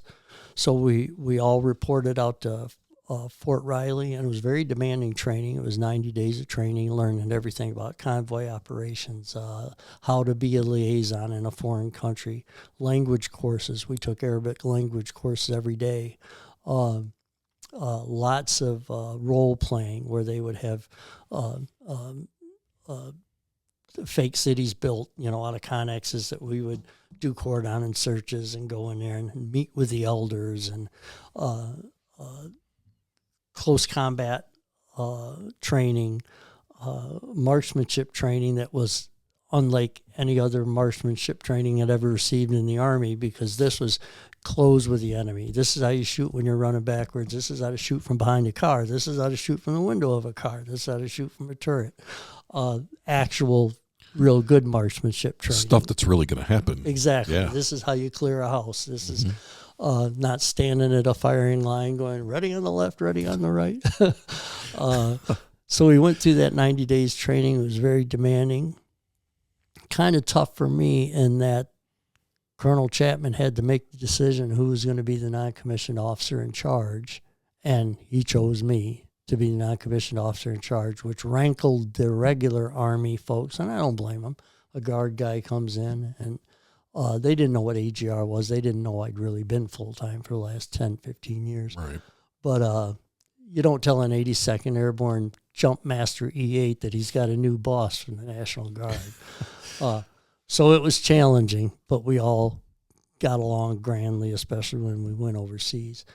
And then the other odd part was we were headed to Baghdad and was going to go to the Iraqi army, and then all of a sudden, at the last minute, they go, we want to send you up north in northern Iraq. There's a Peshmerga unit, which is a Kurdish guerrilla that we're integrating into the Iraqi army. So these are guys, these are 800 soldiers that have been fighting against the Iraqi army for the past 20 years. We're going to take their uniforms and give them Iraqi army uniforms. We're going to see how this goes. Yeah, this is going to go really well. Yeah. This is really going to happen. What city were they in? We were in Suleimania, which is where there's a post called the Framundi, which was between Kirkuk and Suleimania. The Framundi was a big Peshmerga compound. Yeah. So that's where they built this brigade. It was the 3rd Brigade of the 4th Iraqi Army Division. And it was literally taking a Peshmerga unit and giving them Iraqi Army uniforms. So it still had all the Peshmerga leadership. We still were staying at a Peshmerga location.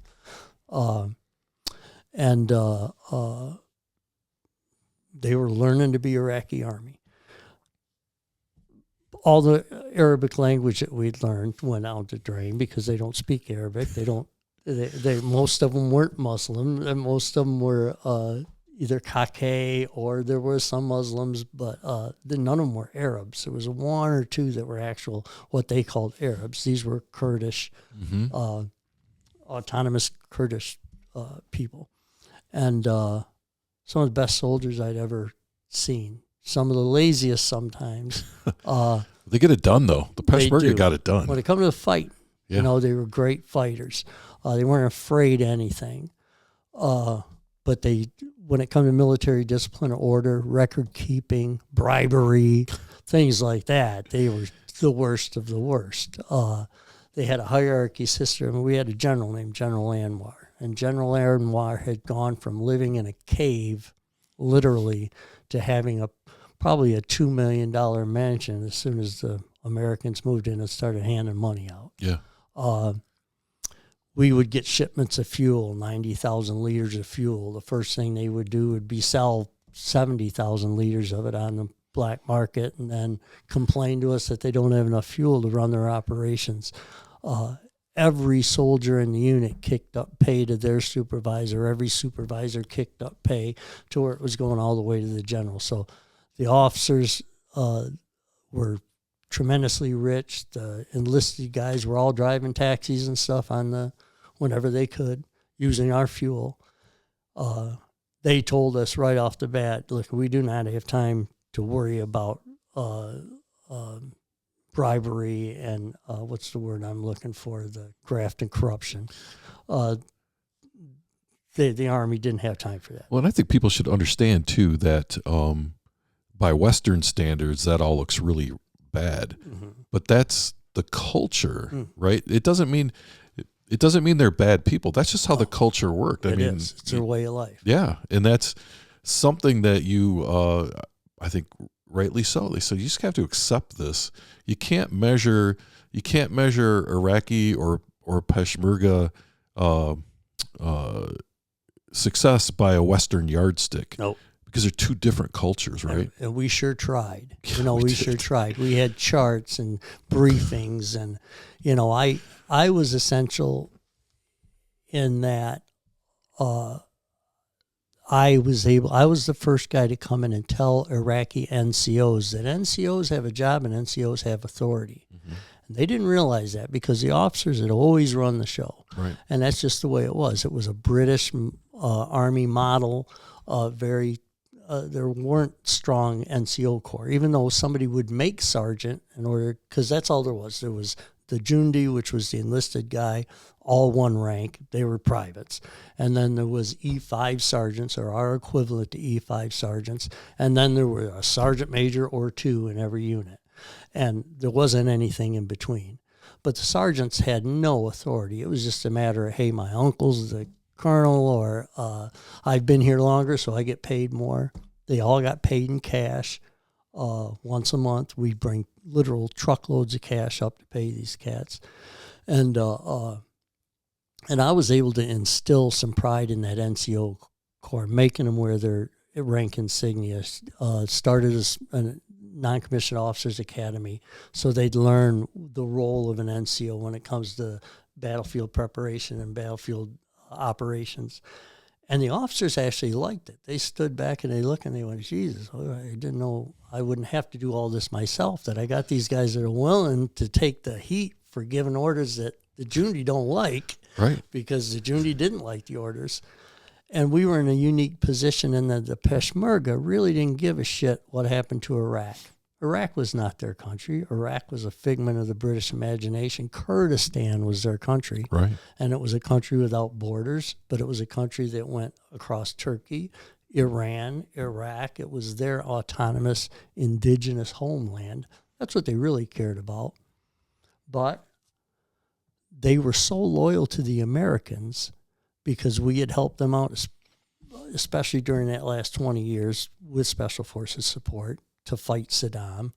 And at the beginning of the war, by supporting them in ousting Saddam and beating their army, the up north, especially the Peshmerga, were a critical part of that.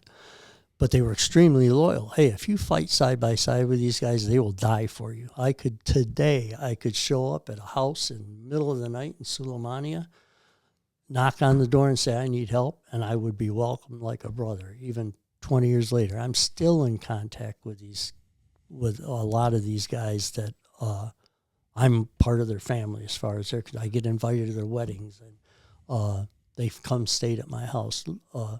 But so we get over there, we're in northern Iraq, we're dealing with the graft and corruption, we're trying to train up the troops as best we can, and then the surge happens. Yeah. Where in June of 2006, or was it 2007? It was June of 2007. Yeah. When they started throwing troops down to Baghdad, and they wanted us to go.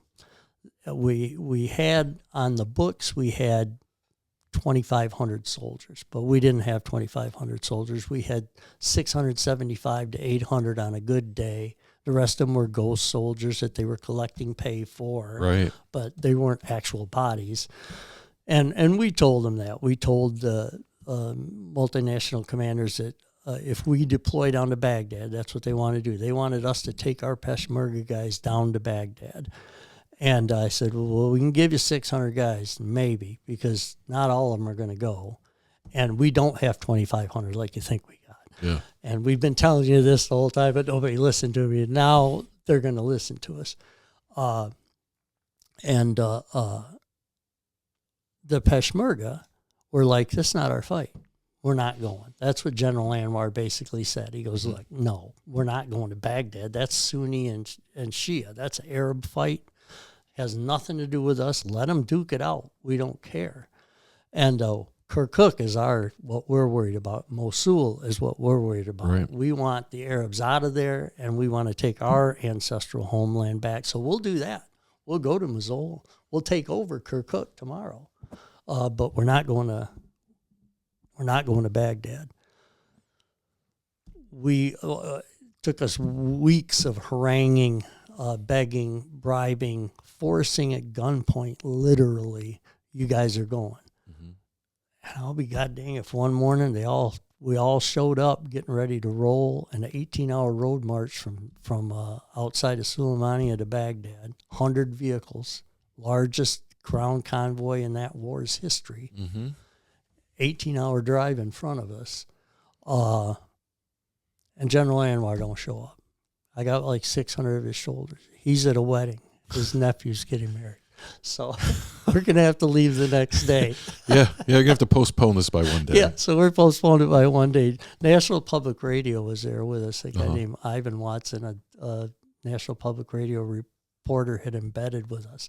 And NBC had some reporters embedded with us. And they were fired up.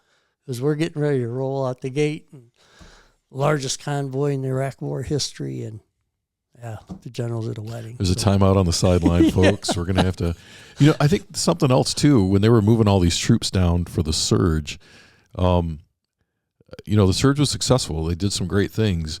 What I don't think anyone ever talks about is how it really pushed all that garbage up into the northern area, which had been to that point not quiet, but not super busy. And I remember, man, oh man, did we get super busy in Mosul, Iraq, when they pushed them up.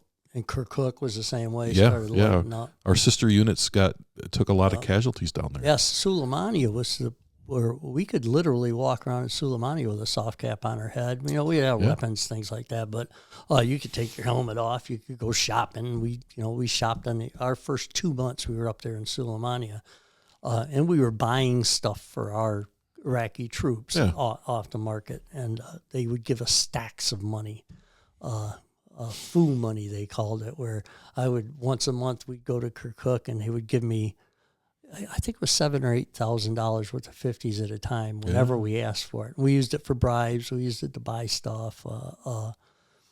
Used them to get the Iraqis to do their job. Use that money. But anyway, so we get surged down to Baghdad, and we do roll. We all roll down there, and they put us in the northwest corner of Baghdad, Mansour, Shula area. There hadn't been an American presence there in a couple of years. It was no man's land. It was right on the fault line of the Sunni-Shia divide. Sadr City was there, and it was like kicking a hornet's nest. We went down there and set up 23 checkpoints with our Kurdish soldiers. So our job was to interdict weapons and to do cordon searches. We'll start knocking on people's doors and finding bad guys. And but our Kurdish guys are smart.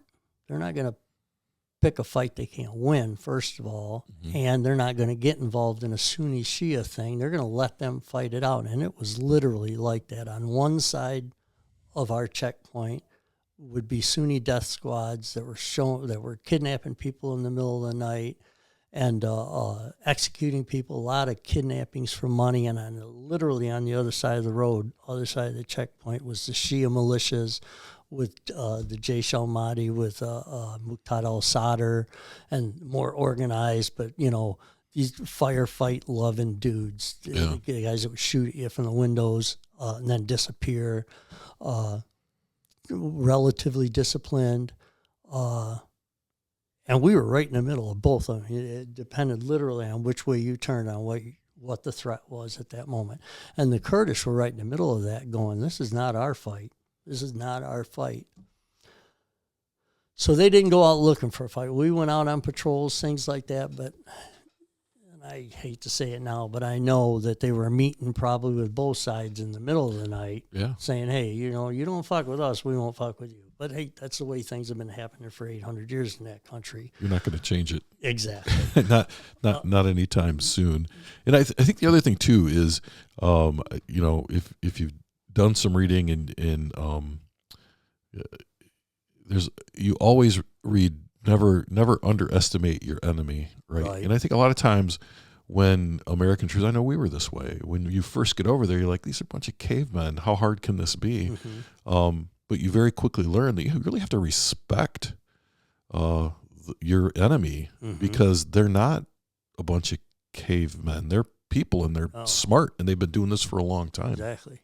Especially 06, 07, during the surge, we killed all the shitty soldiers. The low-hanging fruit, right? Yeah, all the bad Takfiri had been shot. And now we were dealing with combat-hardened, professional. These guys knew what they were doing. And they were watching us. Oh, exactly. And they knew what our TTPs were. Oh, yeah. I mean, they used to call us the peace train, my 3-unit convoy, because they didn't want to fuck with us. Right. They knew that the bad guys knew. I mean, they would mess with my guys as soon as I pulled away from a checkpoint. That checkpoint would get hit. They didn't want to mess with us because we had more firepower in those 3 vehicles than probably a company of infantry during World War II. Yeah. I mean, we had 50s, 240s, grenades. We were high risk of capture. So when we went in country, they gave us a choice of anything we wanted when it came to equipment. Our initial issue was all special forces, same thing. We had AT-4s in the truck, in the truck. I didn't know how to shoot one, but we had them. I had in my turret, I had my M4, a Glock pistol on my side, my Beretta pistol that the Army gave me up in the turret, an AK-47 or two up there also that we'd taken off of bad guys. We were armed to the teeth. And the bad guys knew that, so they weren't going to pick a fight with us unless they had to, unless we cornered them or popped on them when they weren't expecting it. And my Peshmerga guys, like I say, were extremely loyal, especially loyal to us.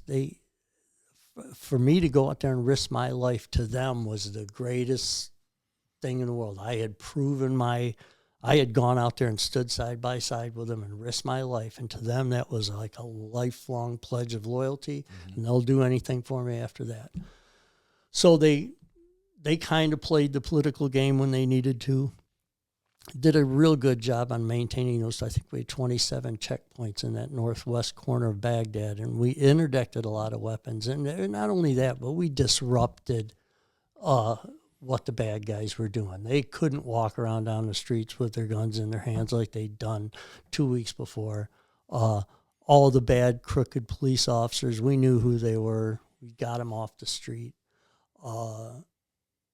And I had the heartbeat. So the guys would talk to me. And those enlisted Peshmerga guys, they're very observant. They're, like, say, good fighters. And they would talk to me, and they'd be honest. Like, they had no loyalty to the Iraqi Army. They had no problem telling me that. They wouldn't tell the Iraqi Army that. Right. But they tell me that. And as a result of our special relationship with these Peshmerga, there were 3-letter agencies over there, State Department guys, that were very interested in what the Peshmerga's role was going to be in the future and what's going to happen in Kirkuk with this referendum coming up. And look, are we going to end up fighting another war up there all by ourselves? So these 3-letter agency guys would embed with us and ride with us for a while, and then they'd rely on me to actually get the truth from the troops, because the troops would talk to me. And I'm in all sorts of reports. There's a couple classified reports where I've seen my name mentioned, that I had a rapport, a rapport with the troops, so they believed what I told them. And they were all State Department guys that came to work with us. But we went down there for 6 months, down to Baghdad, and my guys took their share of casualties. Yeah. We went relatively miraculously unscathed until the month of April. Because we went down there in January and had been shot at a couple times, but nothing really. And then in April, shit really started hitting the fan. So where it was dangerous to roll, and my commander, man, he loved doing route deviations and loved being outside the wire. And him and I would bump heads in the middle of the night out of earshot of everybody else, because I was the NCOIC and he was the commander. But I tell you what, and it was his rule. This was his rule, not mine. When it comes to strategy, when it comes to mission planning, when it comes to the liaison work with the Iraqis, that was his job. Mm-hmm. When it come to what happened in our convoy when we rolled outside the wire, that was my job, because I was in the lead turret. I made it a point. I always led. I was always in the turret, the lead vehicle, not inside the vehicle. I was always a gunner, because I could see more. Right. And he trusted my judgment. If I said stop, we stopped. If I said turn left here, we turned left there. He was extremely understanding of that point, that outside in the tactical world, the guy up front needs to make those calls. And but when it come to this tragedy, him and I would sit out in the middle of the night yelling at each other out in the middle outside, because he was too risky. Mm-hmm. And it wasn't that he was a glory hog. He had a hard time.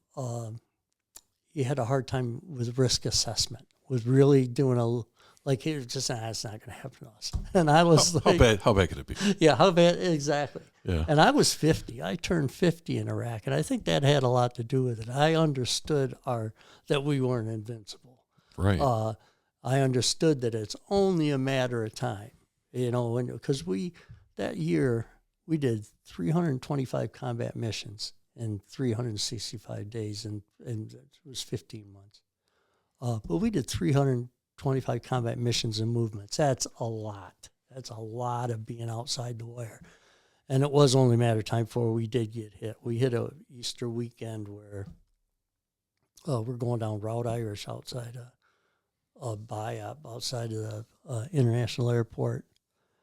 And a couple of bad guys had got a hold of a 90 millimeter old British anti-tank weapon and had it set up at the side of the road and took a shot at my face as we were driving by. That'll wake you up. It did. It's literally sucked the air out of my lungs, overpressurized everything. I felt it coming before I heard anything or saw the whiz, but I felt my ears popping and my air getting sucked out of my lungs. It was a real odd little whoop.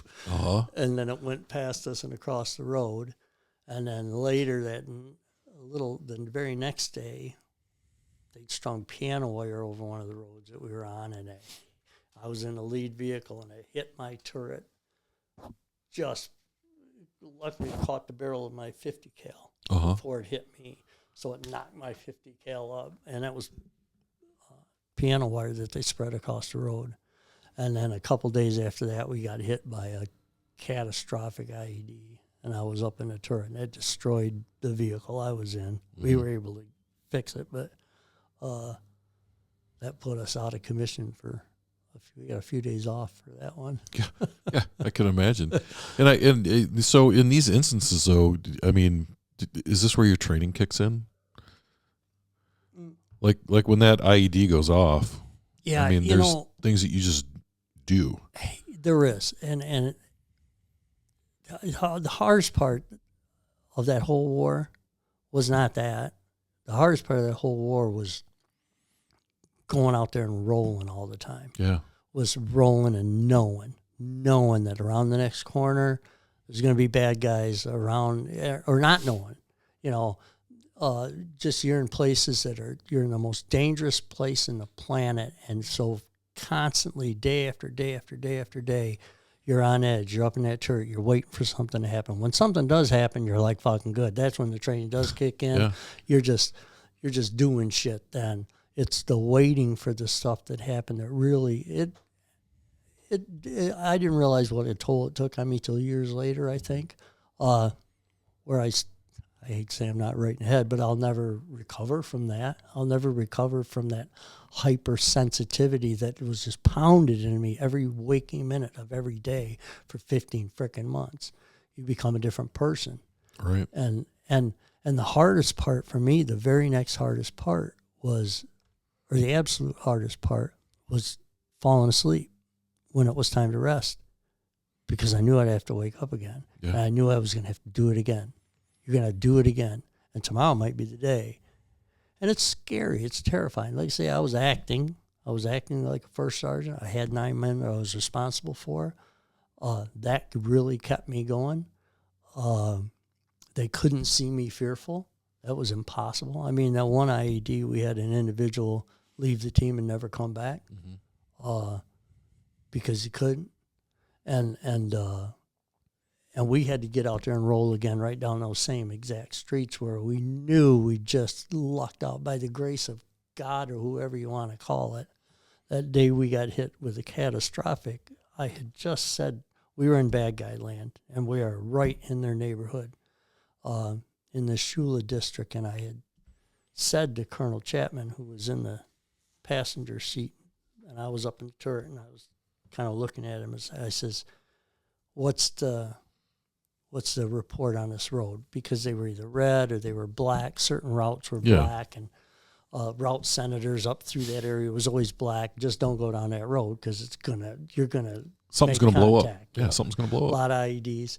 And I says, what's the what's the security assessment on this neighborhood? And he goes, this is their neighborhood, man.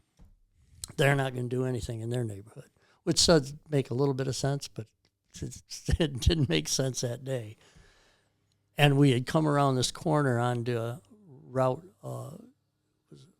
Pilgrim, I think. No, Route Ranger, which was a divided highway, 2 lanes on one side, small, narrow median, 2 lanes on the other. And we would always cross over into oncoming traffic whenever we moved, and the people would just have to get out of our way. We had sirens and we had lights and we had a big presence so they could see these giant vehicles coming, so people would get out of the way. And as we crossed the median and pulled out into the oncoming traffic, I saw a vehicle about 30 meters ahead of us with his hood up and with a gas can sitting next to it. And I said to my driver, a guy named Elmo, I said, watch that vehicle, because it's a classic V-bid setup, to have a stalled car on the side of the road with a bomb in it. Right. So he veered way to the left to avoid that vehicle. And they had a EFP IED, explosively formed projectile IED, on the other side of the road. It's because they knew they knew our tactics, like you mentioned earlier. They knew what we did. Yep. And they had that buried into a wall, or they had it flush with a wall. They dug a hole in the wall, put the EFP in there, and covered it up with plaster. Well, lucky for us, the EFP went off when we were very close to it, so it didn't have time to fully form like those electronic or those. Right. So the EFP is a copper disc, right? And it Excuse me.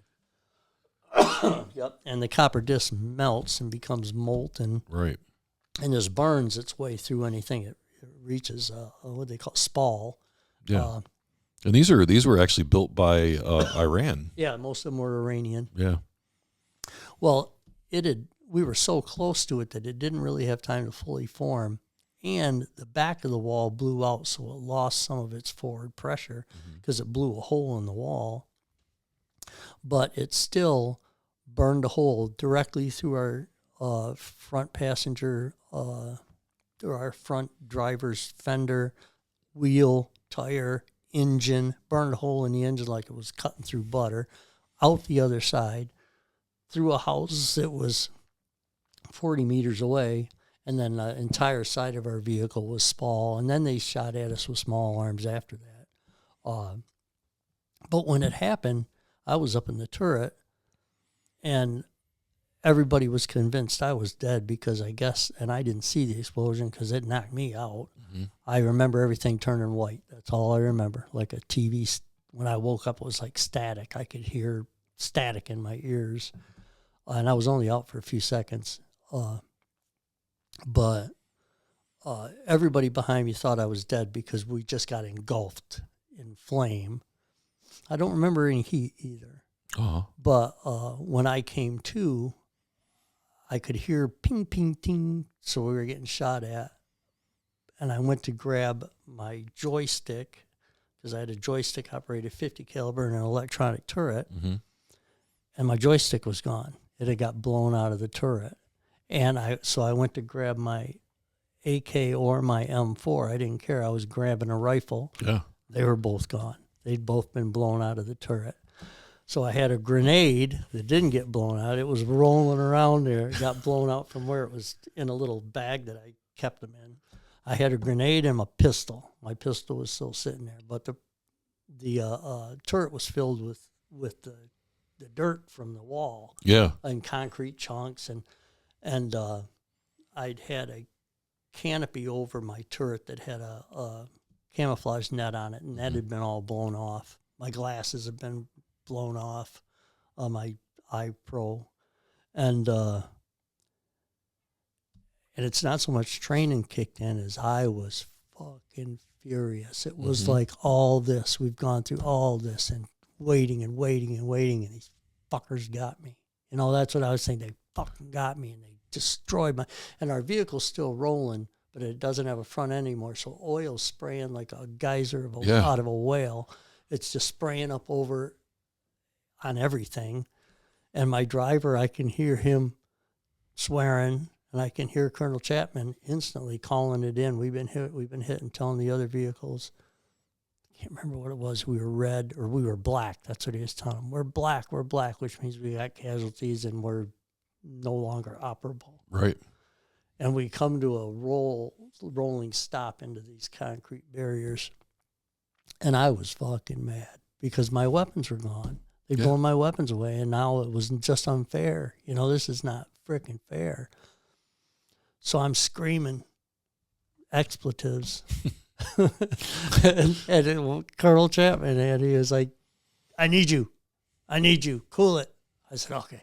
That's all he had to tell me. I need you. Because I was ready to call. Yeah. I was leaving. I was getting out. I was going to go find some people with that stupid little pistol. He said, I need you. Stay right here. Because I was leaving.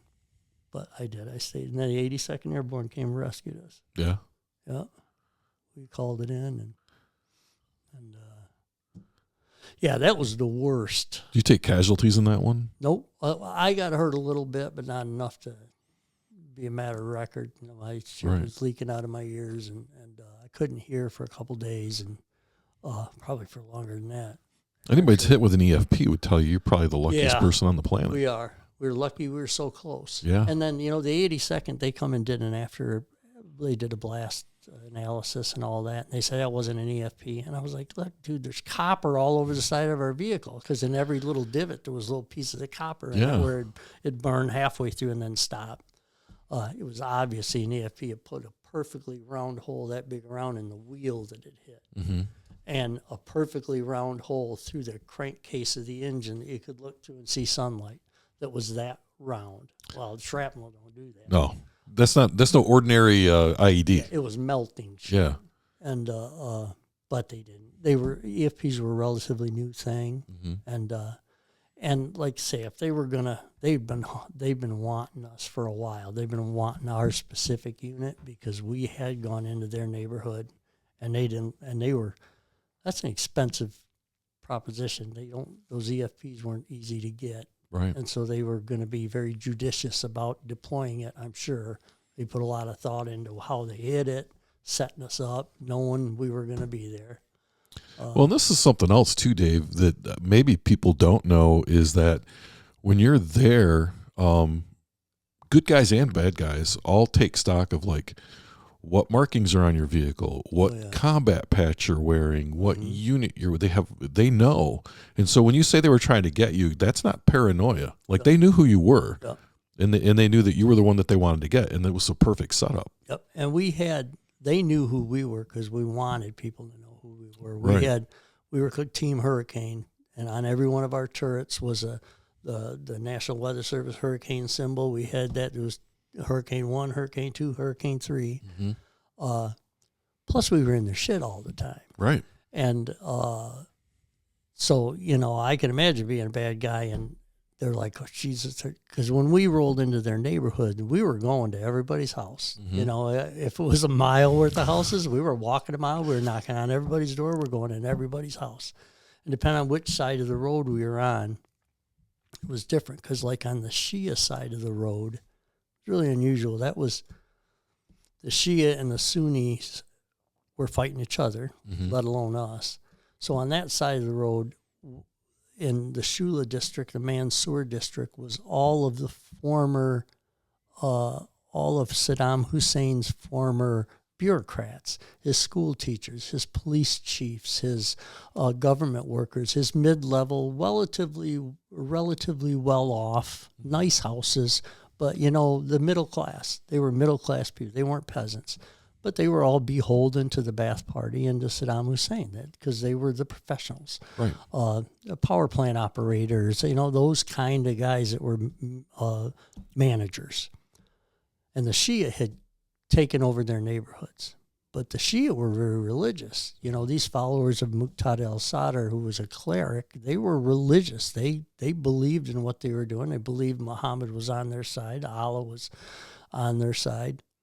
So they would do stuff like kick a Sunni out of his house, take his house over, not steal anything from him, take all the Sunni's belongings and like pack them to the corners of the rooms because they weren't thieves, and then cut the dude's head off. they had no problem cutting the dude's head off or his son's head off in front of him. Yeah. But, which happened. I mean, I remember talking to women who found their son's head on the sidewalk, but they wouldn't steal anything. Right. Where on the other side of the road, literally on the other side of the road, the Sunni death squads were kidnapping people and asking for ransom. They were the guys that were working people over with craftsman drills and, you know, torturing the shit out of people in the middle of the night, like kidnapping everybody.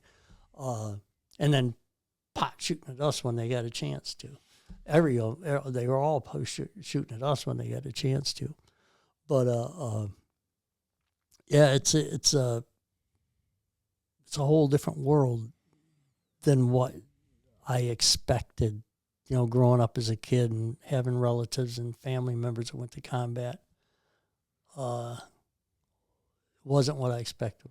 It was asymmetric warfare. You didn't have a front line. You didn't know who your friends were. And I don't, you know, you were talking about how they would cut somebody's head off in the front room.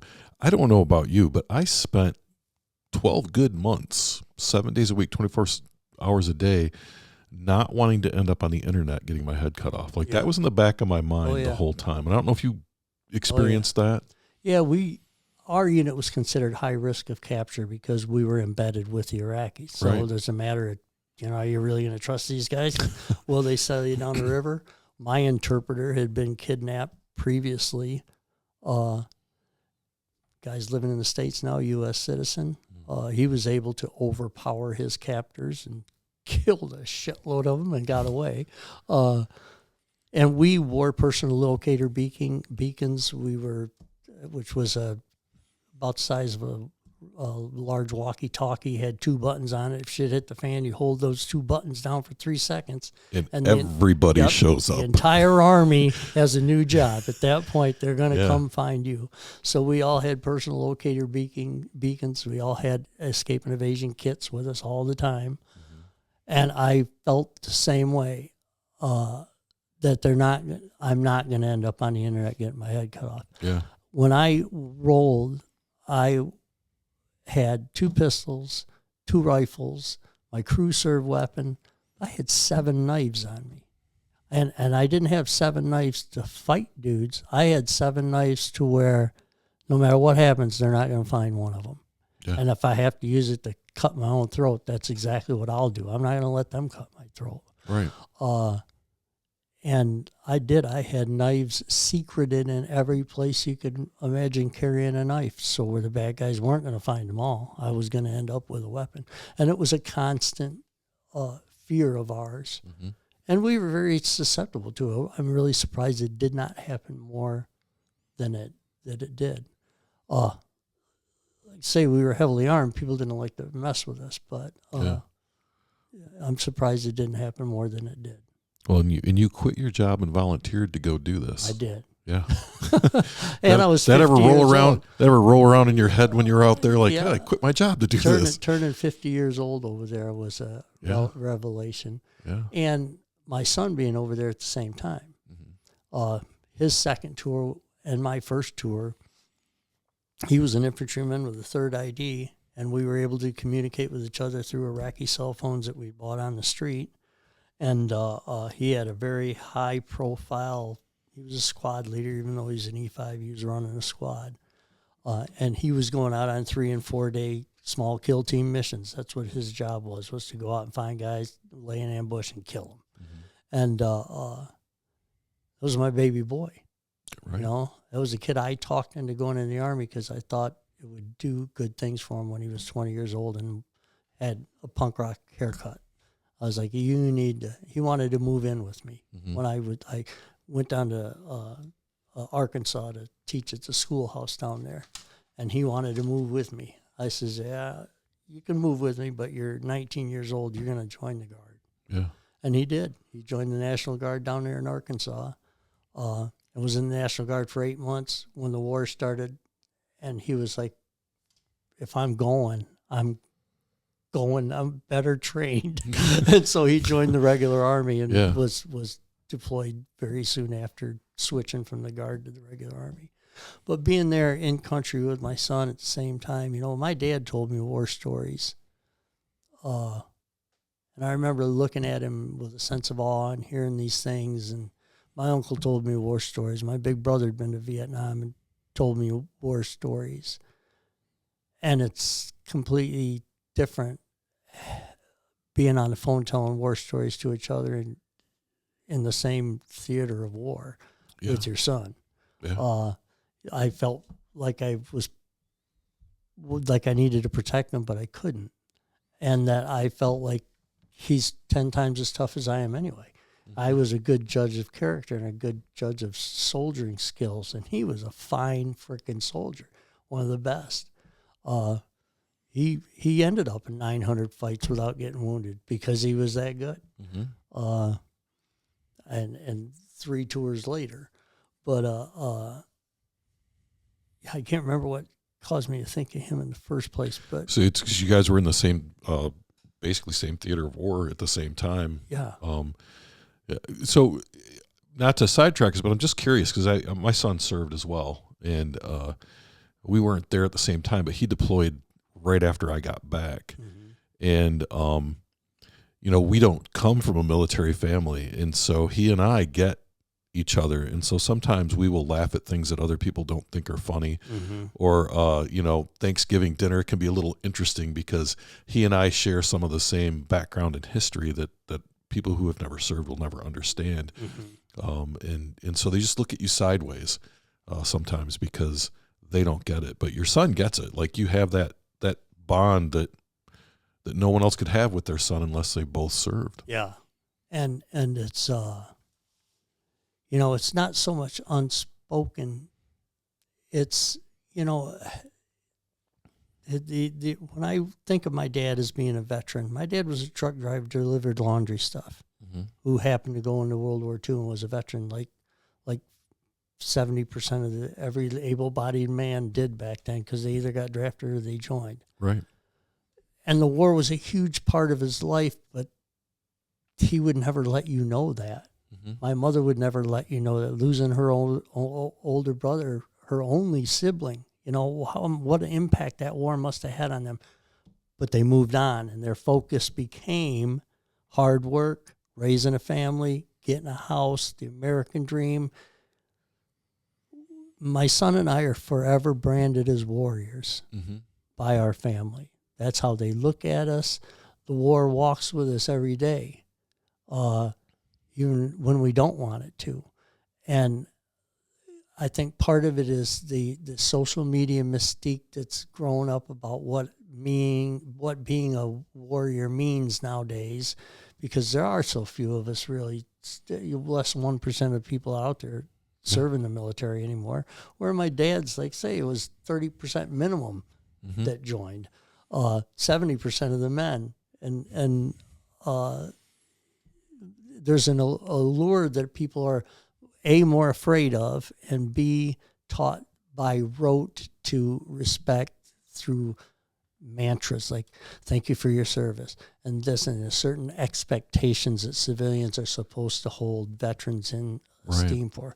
Where it was different, because when I grew up, Mr. Mapes across the street, he was a veteran, fought in the Battle of the Bulge. I knew that. Nobody else gave a shit. My dad fought in 3 different conflicts during the war. My mom's uncle got killed. My dad's twin brother was one of my brothers in Vietnam.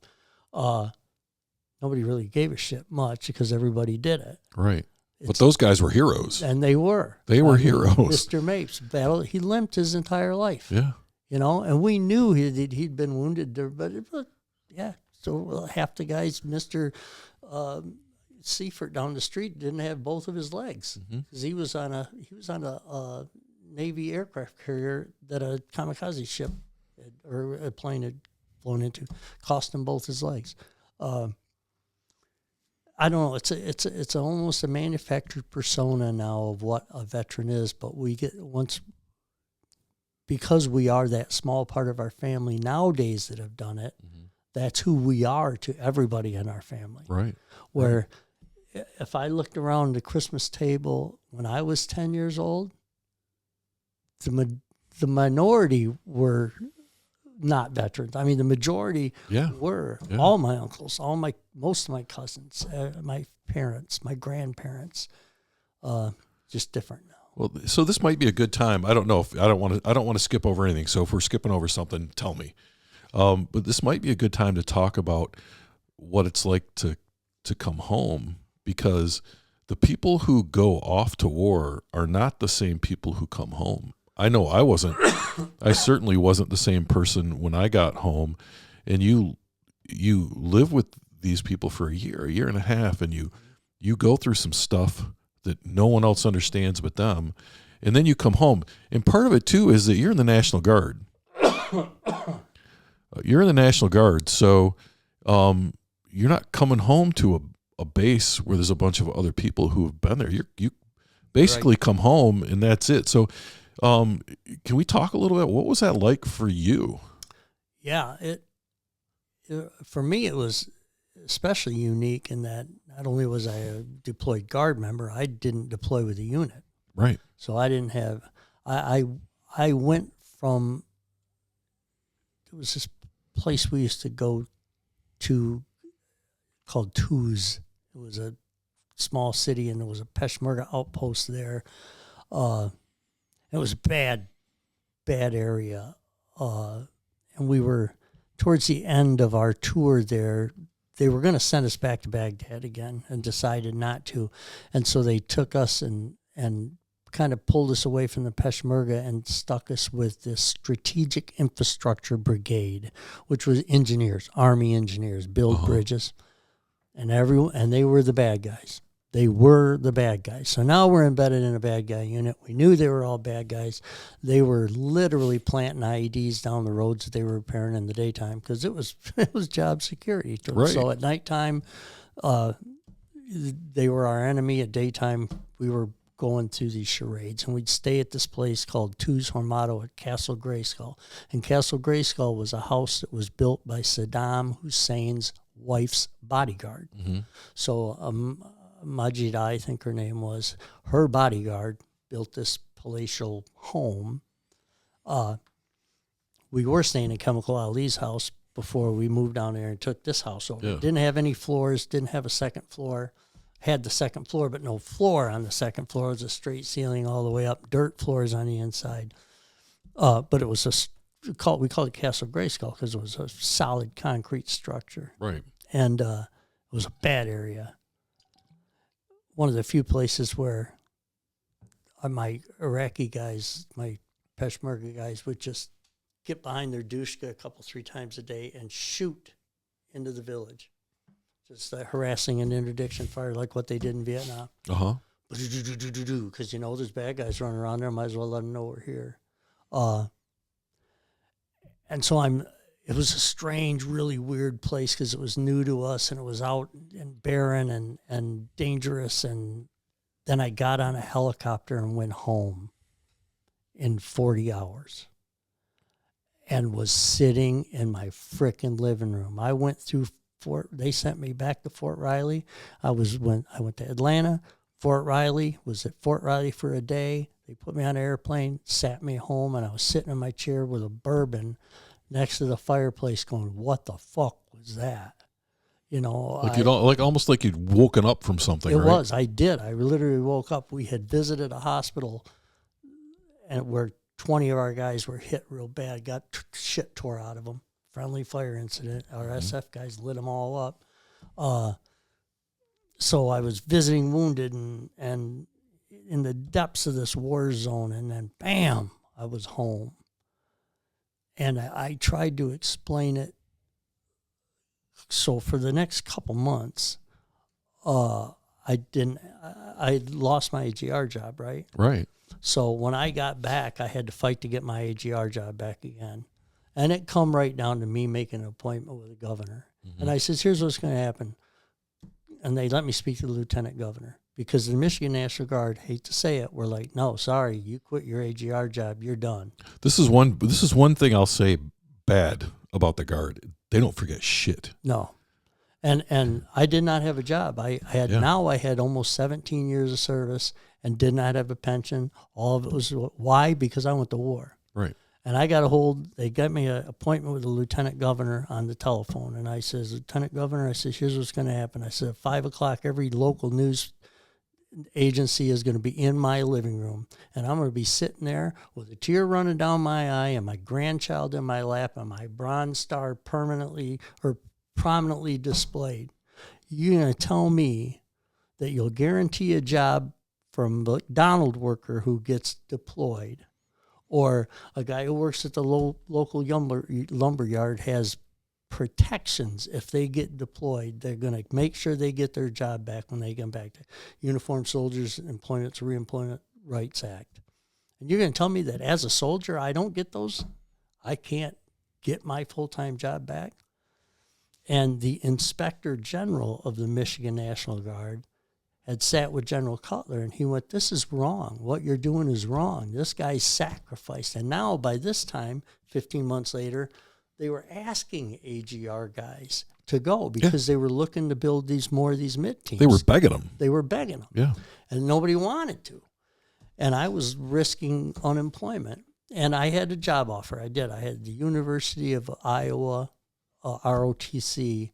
I had met one of their professor of military science over there when he was deployed. He wanted me to come out there. They offered me the job. Going out there, wear the uniform every day. It was ROTC, pay you the same pay scale. Yeah. But I wanted to serve the Michigan National Guard. I wanted to finish my time.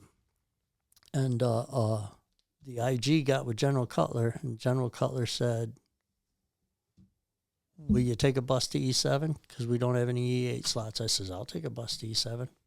And that was fair, because I was the one that left my E8 job, and I wasn't going to hold up a control grade just so somebody else couldn't get promoted. So I took a bus to E7, and I went back right where I started as a street recruiter. Mm-hmm. And I was successful. I went on, I kicked ass for a year as a street recruiter, and then the very IG that fought to get my job back hired me as the Inspector General NCO, and I made E8 again by going to work for the Inspector General's office. Did that 3 years and then got selected for Sergeant Major. Mm-hmm. And talk about doing a job that I wasn't used to. I was selected as the 63rd Brigade Operations Sergeant Major.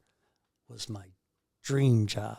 All the artillery, all the infantry, all the cav in the state reported to 63rd. I was going to be their Operations Sergeant Major. I was going to develop their training. I was going to set the op tempo. I was going to help them deploy, bring them back home. It was a job that was made for me. I'd just come back off a combat tour, plus an Inspector General experience. And Bert Francisco, I was reporting Monday. This is Thursday. I'd already got up. They gave me I had all my transition materials from the brigade. I'd been studying up on all their manpower and MTOs. And he said, I need you to do something for me. I said, what's that? He said, I need you to be the G1 Sergeant Major. And I says, excuse? I says, say again, sir? He says, you have to be the G1 Sergeant Major. He says, we're having problems. He says, they need a leader. They don't need a clerk. And it's a clerk job, or it's the top clerk job, but you're an administrative specialist. That's what the G1 is, right. Personnel records. I didn't know anything about personnel, nothing. I knew about enlistment packets because I'd been a recruiter, but I didn't know anything about pay and medical and everything the G1's responsible for. But he was right. They were fractious, and it was a big staff of 42 enlisted, and the officers that cycled through there that didn't know shit either. Those poor people, those poor officers, they come in as a major, never done any of it in their life before, and all of a sudden you're now the OIC of the officer branch. They didn't know anything. Well, and I think too, Dave, the other thing, because I've got an enlisted background, and then I people will say had half my brain removed so I could be an officer, but we could talk about that later on. Here's the thing that I know for a fact, and that is that when you go to almost any unit, the enlisted soldiers, they've been there. Like, they're there. That first sergeant, those squad leaders, those platoon sergeants, they've been there. Officers come and go. Yep. Right? Officers come and go, and you get good officers and you get bad officers. You get officers that will listen and officers that won't. But the thing is, everyone in that unit knows that officer, he's going to be gone in 18 months or a year or 6 months or whatever it is. But they know they can count on you because you're the enlisted guy. I remember getting an officer was a young captain. You know him well, probably. He reported to recruiting, which is a terrible place for an officer to go, but they've got to do their time. Somebody's got to do that operations officer job. So they're dealing with seasoned recruiters that have been doing the job for 10 years. They come in. They don't know anything about the business. And Sammy Dahlman was a battalion commander. And Sammy Dahlman was smart enough recruiting battalion commander to go, I don't know shit about what you guys are doing, but as long as it's working, don't call me. And so he stayed in his office, built his house, focused on the 119th and things that he wanted to focus on. Was a buffer when he needed to be. Exactly.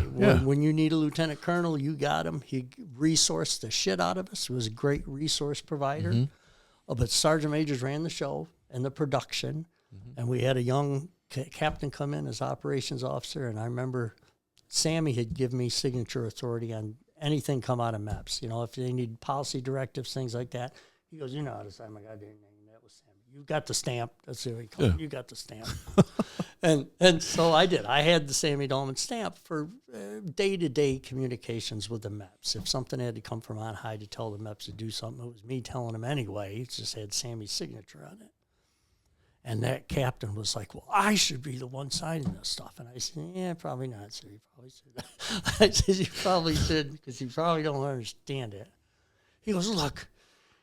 He goes, you got all the bats and all the balls, and I just want to play the game. And I said, sir, you don't even know what sport we're in. Right, because there's no bats and balls here. I said, sit. I said, you're going to be out of here in 10, 12 months. Yeah. And you'll get an RCOM. And, you'll not make any waves, and I feel for you, because it's a terrible thing to do to an officer. It's terrible. But that's all they can do. What are they going to do? You know what? It's not a terrible thing to do, officer. It's not. And here's why. I'm going to tell you why.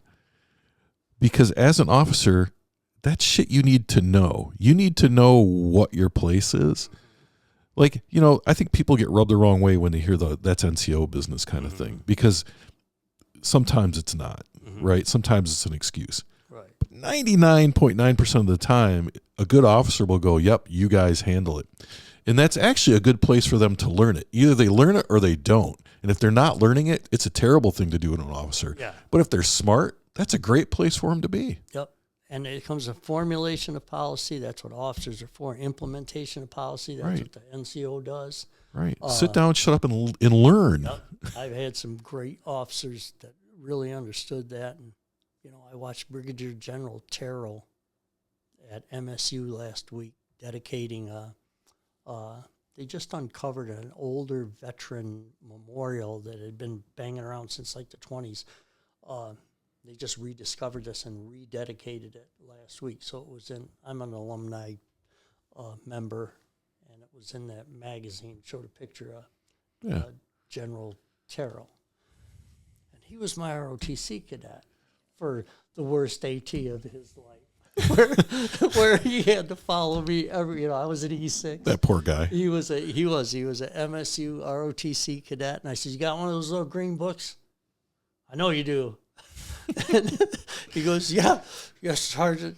I said, "Here's what you want to do." I says, "We're here for 2 fucking weeks."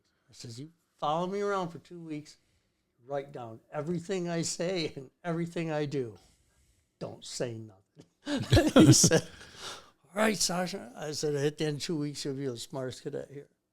And now he's a brigadier general, But he's a guy who took those kind of lessons to heart, He was in the artillery community and cav community for a while, but the artillery community for a lot of years. And he trusted his frickin' NCOs. Right. And deployed and became a great officer. Never saw him with the puffed up, No. I'm the officer kind of guy, because I've interacted with him since I retired. No. You're absolutely right. Like he gets it, and he's good at it. Terrible Terrell, from the days when he was a young captain.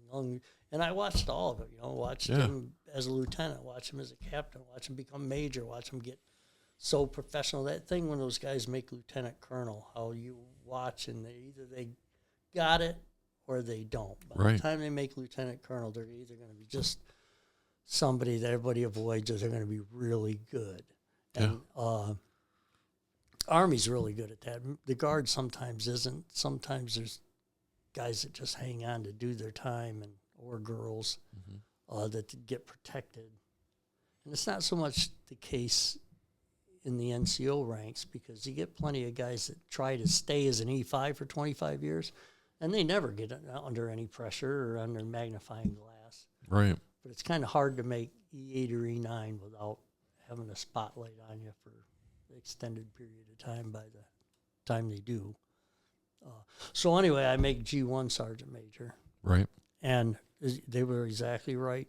I mean, I was there for 2 days, and I don't know if you remember the old G1, but every outside wall of the third floor of that whole area of Joint Force Headquarters had file cabinets, big 3-drawer file cabinets. Yeah, I remember that. And it was because of the mentality. Here we're in the digital age. Here where iPerms had been launched a few years earlier. Because of misunderstandings or security, that unit had kept every piece of paper it had generated from like the 70s. And I went up there as a sergeant major, a new set of eyes, and I went, well, what's in this file cabinet? What's this? Literally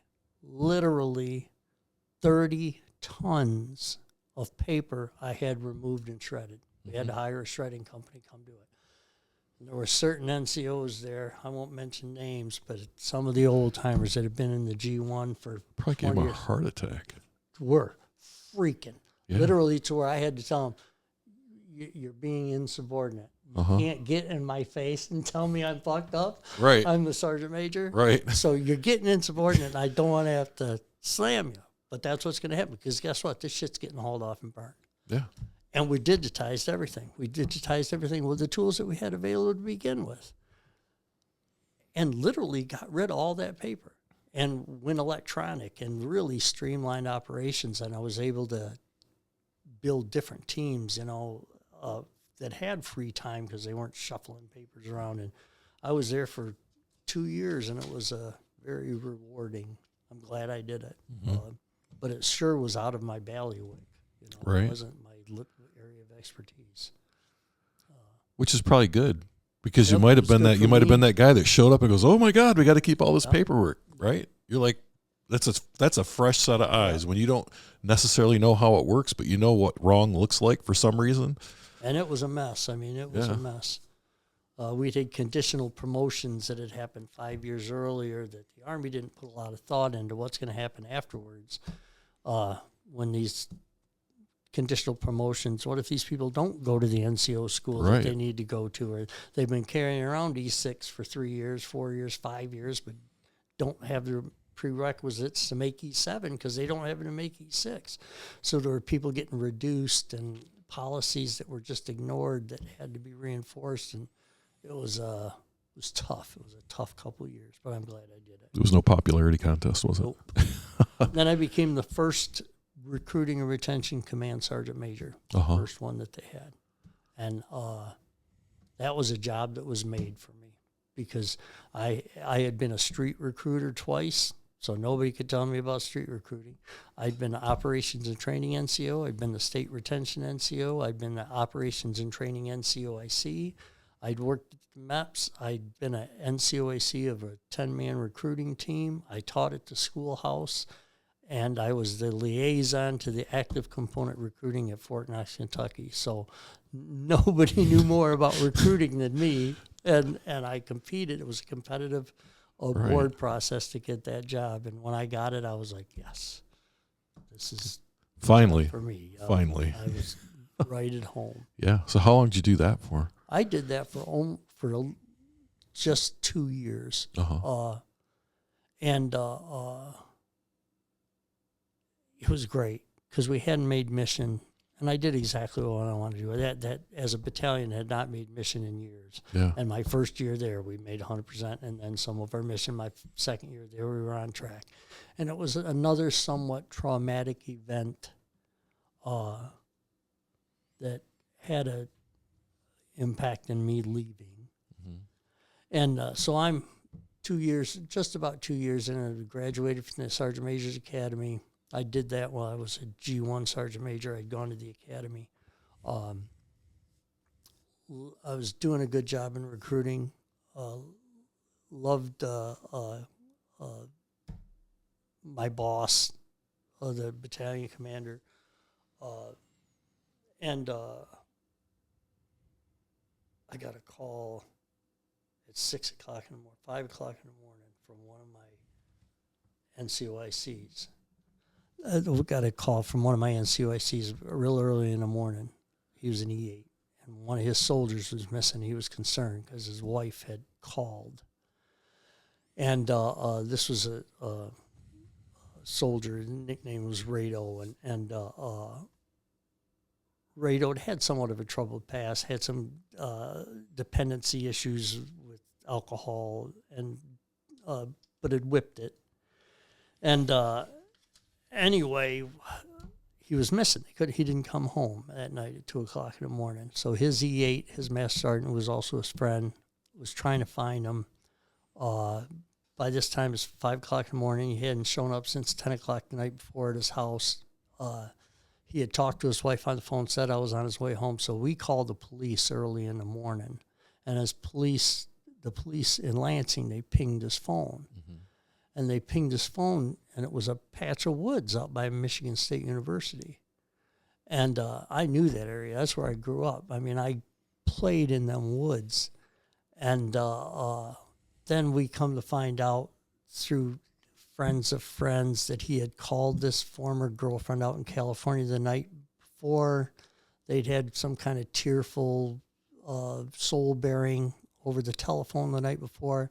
And then we found evidence of alcohol in his office. Mm-hmm. When we went there to his office, there was empty bottles of Jack Daniels. And he had been on the wagon for almost a year. And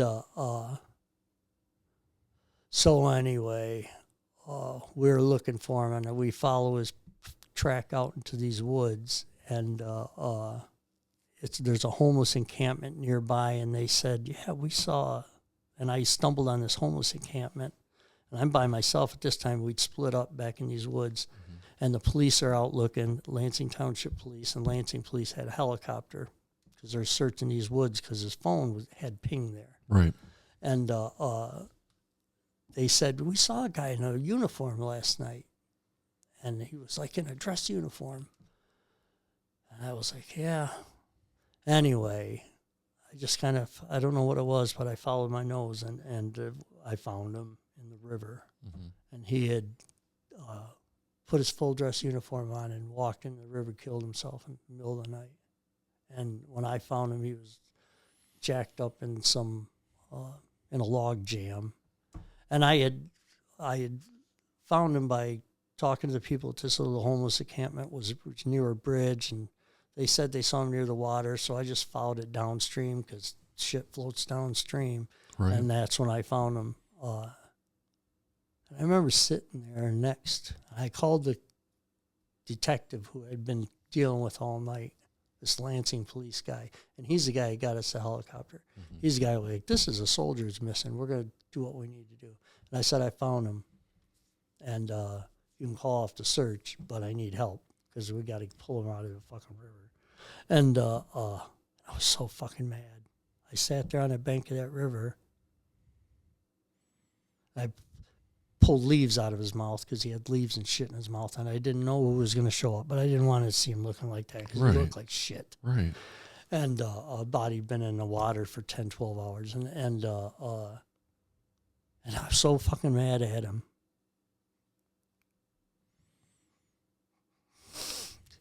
He had 2 kids, man. Mm-hmm.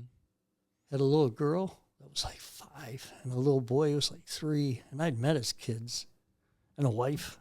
Yeah. And I'd lost enough of my friends to suicide by this time. Kids whose fucking initials I got tattooed on my chest. Mm-hmm. And I was just so fucking mad at him. And at the same time, so fucking used to it. You know, it was just again. And the fire department came. And his NCOIC and a couple of his teammates were with him. And they said, these guys can pull him out. We'll help him, but they get to pull him out. And so they did. They tied ropes on us in the whole 9 yards, and they let us pull him out because he was not easy to get out. Yeah. Big guy. It was a steep bank. And we pulled him out. And it was another one of those things where I went back to the office, and I went, you know what? I'm fucking done. Yeah. I'm done. I'd suffered a lot of suicide deaths, me and my son both. Mm-hmm. And my son, he's got a picture of him in his squad of the last tour that he went to. Everybody in his squad is dead except for him. Mm-hmm. Everybody. So this is something we dealt with mutually. He was an escort on the way home with one of the bodies. And that I went to the funeral of that. It was just so much fucking death, and it was something I was not going to deal with sitting back home as a command sergeant major in a desk in Lansing. Right. I was like, that's it. That's the last one I'm going to have to deal with in wearing this uniform anyway. And I did. I went into the AGR office the next day, and I told Sergeant Major, a female, I can't remember her name, squared away. I says, how soon can I get out? She says, it takes about a month. I says, I want out. Uh-huh. Now I'm retiring. And I had almost 25 years. Yeah. And my mother had died the week before I found this kid. I lost my mother. So my dad was like distraught. And I just was like, yeah, this is time for me to go. I think the most frustrating in all of that, I mean, I've buried someone every year since I got back, right? I mean, I get it. The most frustrating thing is there's like literally nothing you could do. I know who you're talking about because right before that happened, I was in line at Sears to return something, and he was there. And we had a long conversation. There wasn't a fucking thing wrong with that guy. I'm going to tell you right now, nothing. And then that happened. I'd had a really good counseling session with him because he was behind in his mission. Yeah. And, you know, I'm a firm believer in I can train a guy to recruit. You know, I can teach you to recruit or I can help you out. Because what I hated seeing was squared away NCOs would go into recruiting and fail. Because it doesn't matter how good an NCO is. Either you're a good recruiter or you're not. Right. You might be the best infantryman in the world, but you suck at recruiting. Yeah. But their careers get ruined because they get that bad NCOER or two bad NCOERs because they're not good at recruiting. And Rado was kind of like that he was a good soldier, but this might not have been the right job for him. Right. And so I made it a point that when I had guys that were struggling, I was going to personally counsel them because I was going to make that determination where before you get your career ruined, let's find a job for you. Yeah. Let's find a readiness job for you somewhere. Find something you can do. Exactly. And I'm not going to give you a bad NCOER. We'll just, go do the things you're good at. Because guys got their careers just fucking trashed, just ruined. Yeah. Excuse the language. But, I had a real good counseling session with him that week. Mm-hmm. And the alcohol must have had something to do with it. This tie that he had with this other person that he called on the phone triggered some kind of behavior. Yeah. And I don't know. I've questioned so many of them.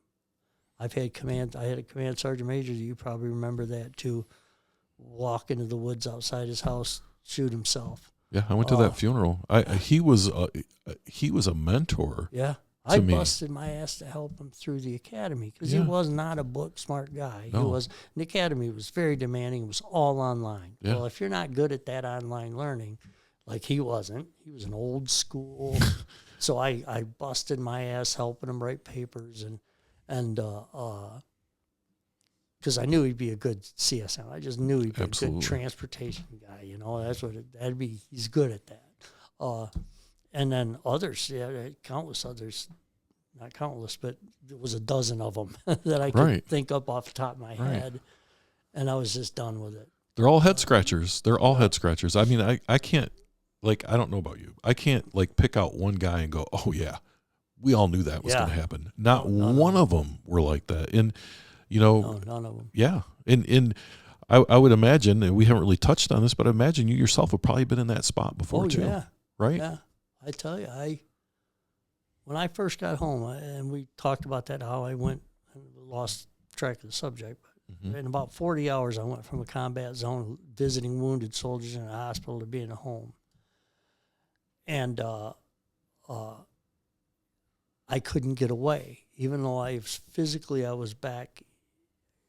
Remember the old overhead projectors that they used in high school where they had the Mylar sheets and they would draw on it with a black marker and it would overhead project onto the wall? You know, that's what the teachers used.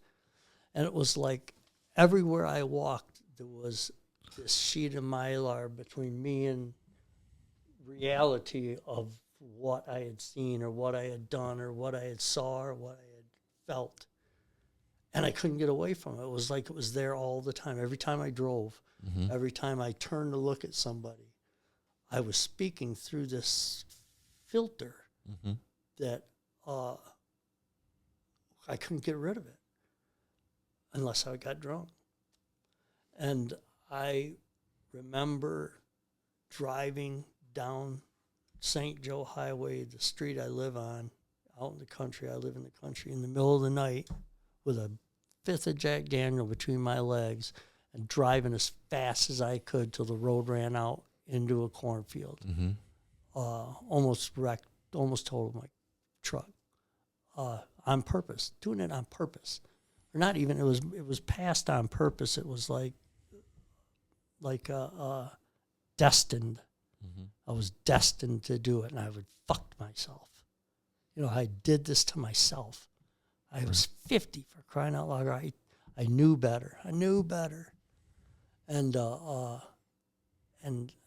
hated fucking George Bush, and I hated Dick Cheney, and I hated all these. I'd seen kids get blown up, you know? I'd seen kids lose their lives and parents that had to deal with that stuff for the rest of their existence, their whole family for the rest of their existence. Why? And I kept doing that and kept drinking and kept getting worse and worse and worse till I called. I ended up getting a civilian job, and I excelled at my civilian job. I walked into this civilian employer who had saw me guest speaking somewhere and said, "We really like you, and we want you to." It was a Fortune 100 company. They wanted me to run their recruiting program, their veteran recruiting program. Right. And they'd heard me guest speak talking about military recruiting.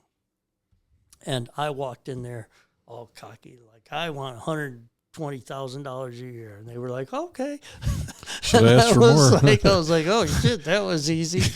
And gave me the keys to the kingdom. I mean, it's Roush Enterprises, which is the owning company of Roush Racing and Roush Industries. And they do a lot for veterans. They do a lot for veterans. They do. But they didn't. I was the one who started that. Yeah.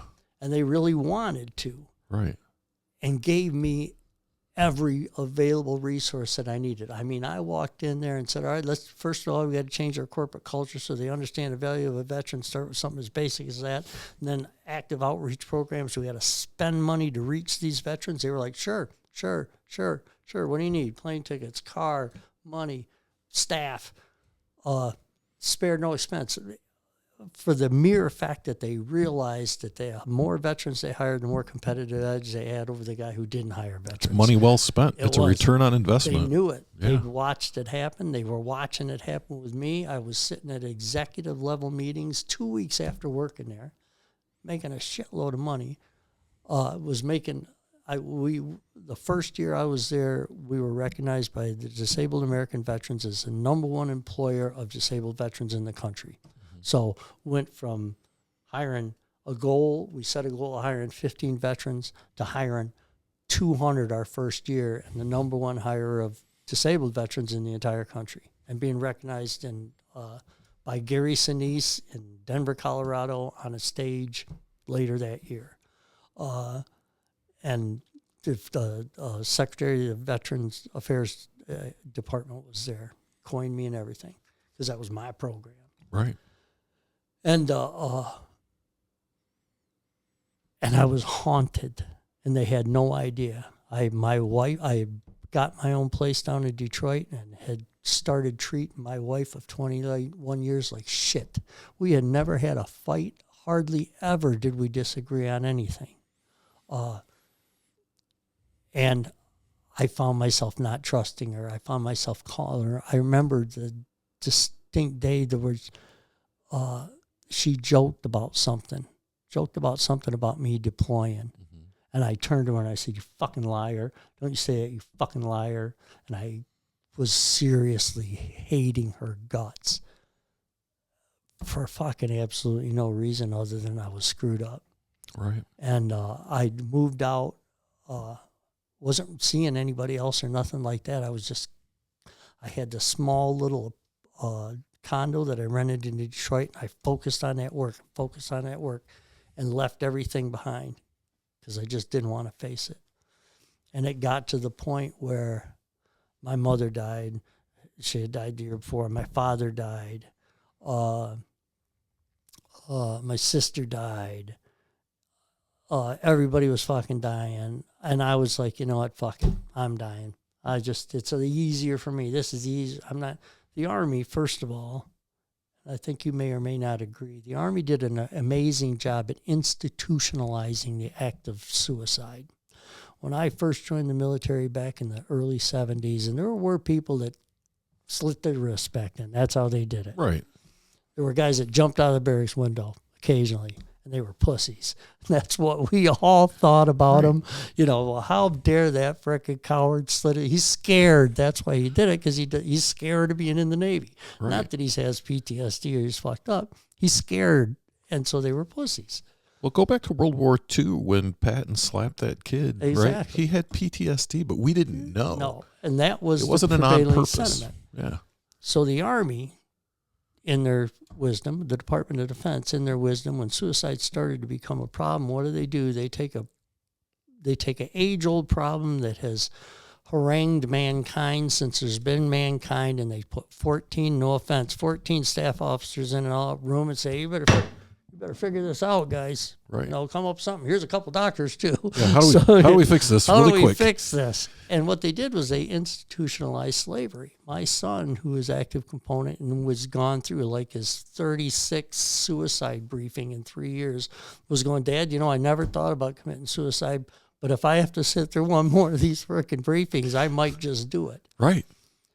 So we understood, as people who lived it, as a combat veteran who lived through losing so many friends, we understood that it was a problem. But the way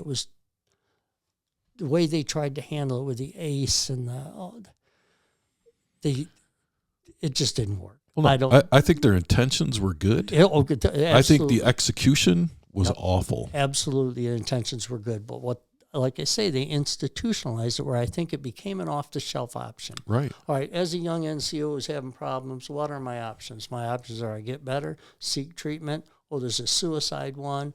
Talk to my wife. There's this or that. Yeah. The suicide one's the fucking easiest. Yeah. You know, it was the easiest, especially to somebody who's seen enough death to go, you know, fucking death don't see. I remember distinctly thinking, there was an instance about bodies in a trash bag over in Iraq. Mm-hmm. And coming to the realization that, hey, we ain't nothing but fucking walking trash bags anyway. That's the way I thought of it. We're just a bag holding guts inside. Right. You know, we can snuffed out like that. The guy's face who looked so cool a second ago, look at his fucking face now. Right. You know, all it takes is a high velocity piece of metal in the wrong place at the wrong time. Guess what? All your humanity, all your good memories, everything that you talk about, nice guy, bad guy, asshole, cool dude, fucking don't matter. Because that chunk just tore your fucking head off. Yeah. And guys who know that and girls who know that are much more willing, I think, to go, you know what, fucking, I'll take that little. How bad can it be? Yeah, how bad can it fucking be? It'll be quick anyway. Right. Or I can get up again tomorrow and try to deal with this shit time after time after time. And I did. I got to the point where I called the hotline because I was sitting in my apartment down in Detroit and I was seriously contemplating it, but I was also a retired command sergeant major, and I knew that I better call somebody because if you do it, dude, I've already buried one CSM. If I do it, everything's out the window and nobody will be able to say, I understand what the fuck's going on. Right. Well, nothing you ever did mattered if you do that. Exactly. And how many other people are just going to look at me like, just like you say, you so full of shit. Right. I don't have to listen to anything he ever told me or taught me. So I knew I didn't want to call, but I did. And I tell you, it was a nightmare. Because they asked me, do you have firearms in your home? I said, yes, I got firearms in the home. I'm talking to a guy on the phone, and within 10 minutes of me telling him, there was a SWAT team showed up at my front door with their lights and sirens going. Yeah. With a loudspeaker telling me to step out of the apartment. And I remember right before I hung up, I went, you guys, you got to work on this part of it, because this is the last thing you want to do to a guy who's feeling suicidal, is also make him feel like a worthless piece of shit. Right. Who has to give up his guns. And I did. Gave them all my weapons. The police were very understanding once they got inside, but that's what they did. They called because they asked me my address, and I told my address. They asked me if I had guns inside. So I started going to therapy. Mm-hmm. I went to therapy through the Warrior Center, or the Warrior Center. It's part of the VA, but it's only for combat veterans. What's it called? I think it was called the Warrior Center. I think it is. Yeah. And I went through cognitive behavioral therapy for about a year. And I was very systematic and contemplative about it, because I knew that I'd been damaged through repetition. Mm-hmm. That it's not about me being weak. You do that enough to enough fucking people. Some guys like it, and those are the guys that like it, and they're fucked up in their own little way. Right. And then some guys are fine, but if you do it to them 200, I remember the premise of cognitive behavioral therapy is they find a instance in your life that's traumatic. Mm-hmm. And you pick it apart. Basically, you go back, you relive it. What would I do different to react differently than how I did the last time?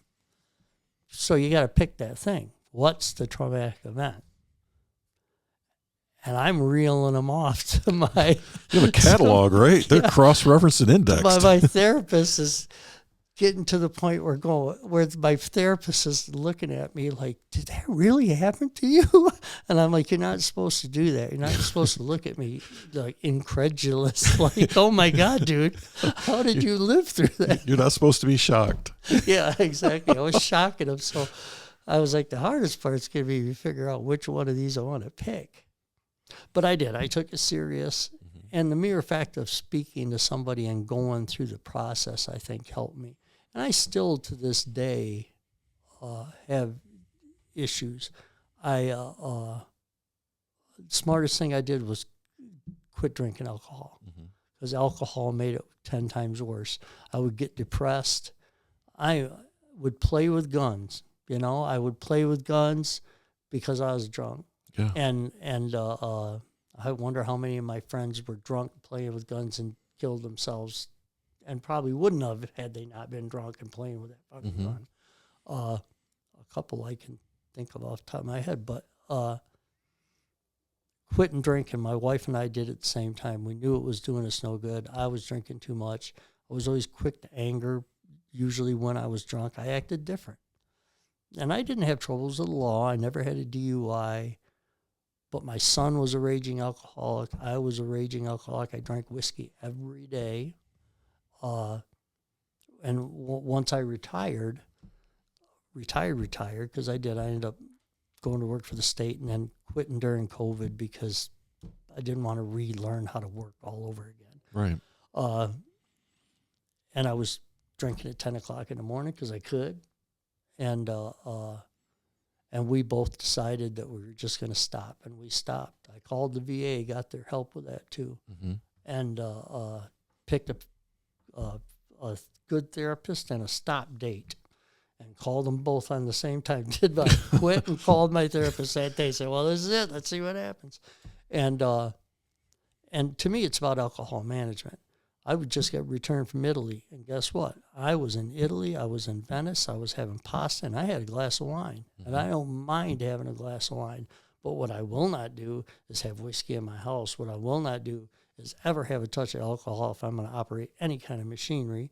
I don't drink at home. I don't drink in the United States. I've had a couple glasses of wine. I've just went to a memorial in Bosnia for a fallen acquaintance. Went to their 30 years. We dedicated a playground in Mostar, Bosnia, in this woman's name.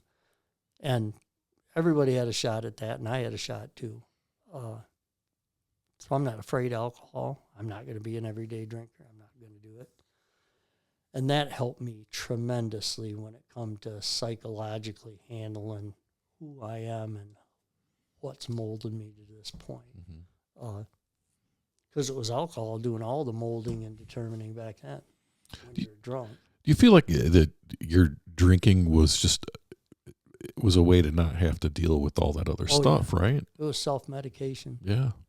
You know, I'm a active participant, active volunteer in the 54B District Court, the Veterans Treatment Court. I'm a mentor. I was one of their very first mentors 15 years ago.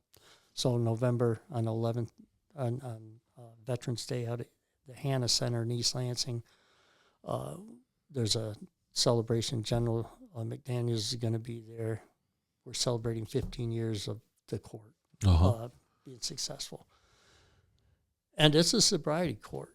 And so I know what sobriety looks like because I forced it down half the guys I was mentoring, even though I was drinking on my own. But they knew I drank. And I tell them I drank, but hey, I'm not the one in trouble with the law. You're the one that's got to quit drinking. So I knew what sobriety looked like, but I also knew what over-medication looked like.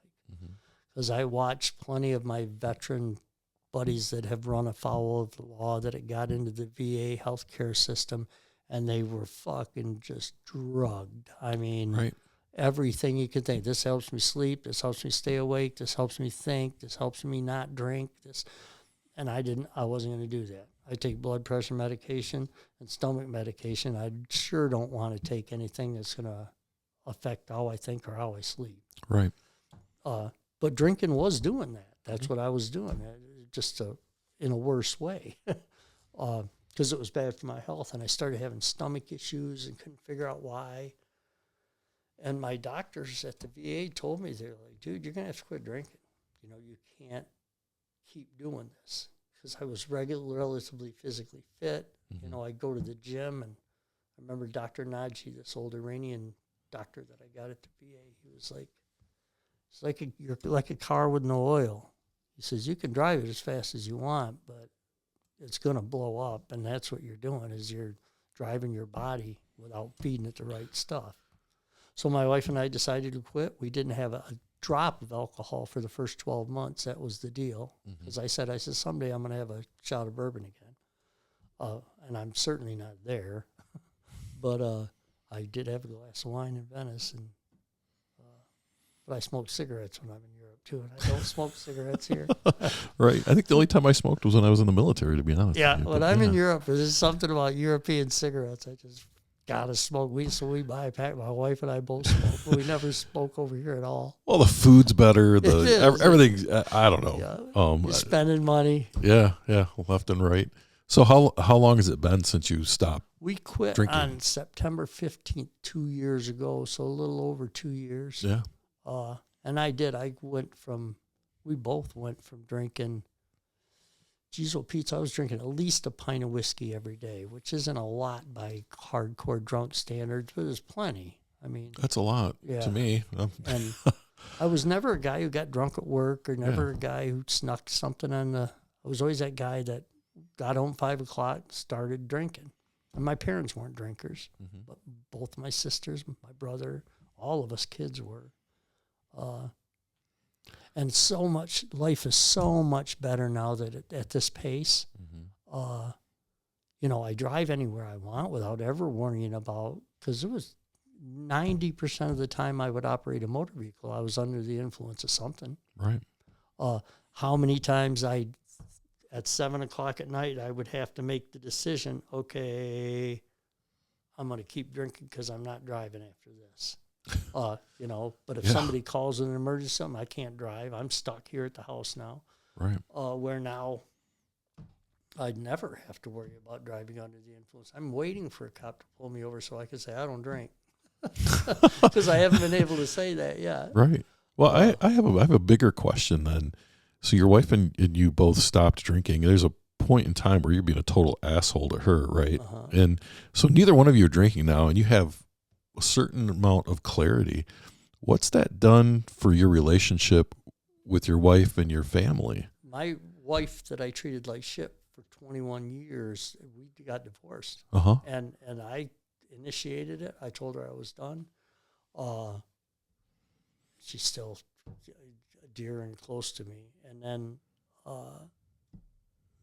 I've been married for 5 years now to a neighbor. and that was my neighbor before she was my wife. You guys share a house now, right? She's not your neighbor anymore. No, I moved 2 doors down. Yeah, I sold gotcha. my house and moved 2 doors Okay. down.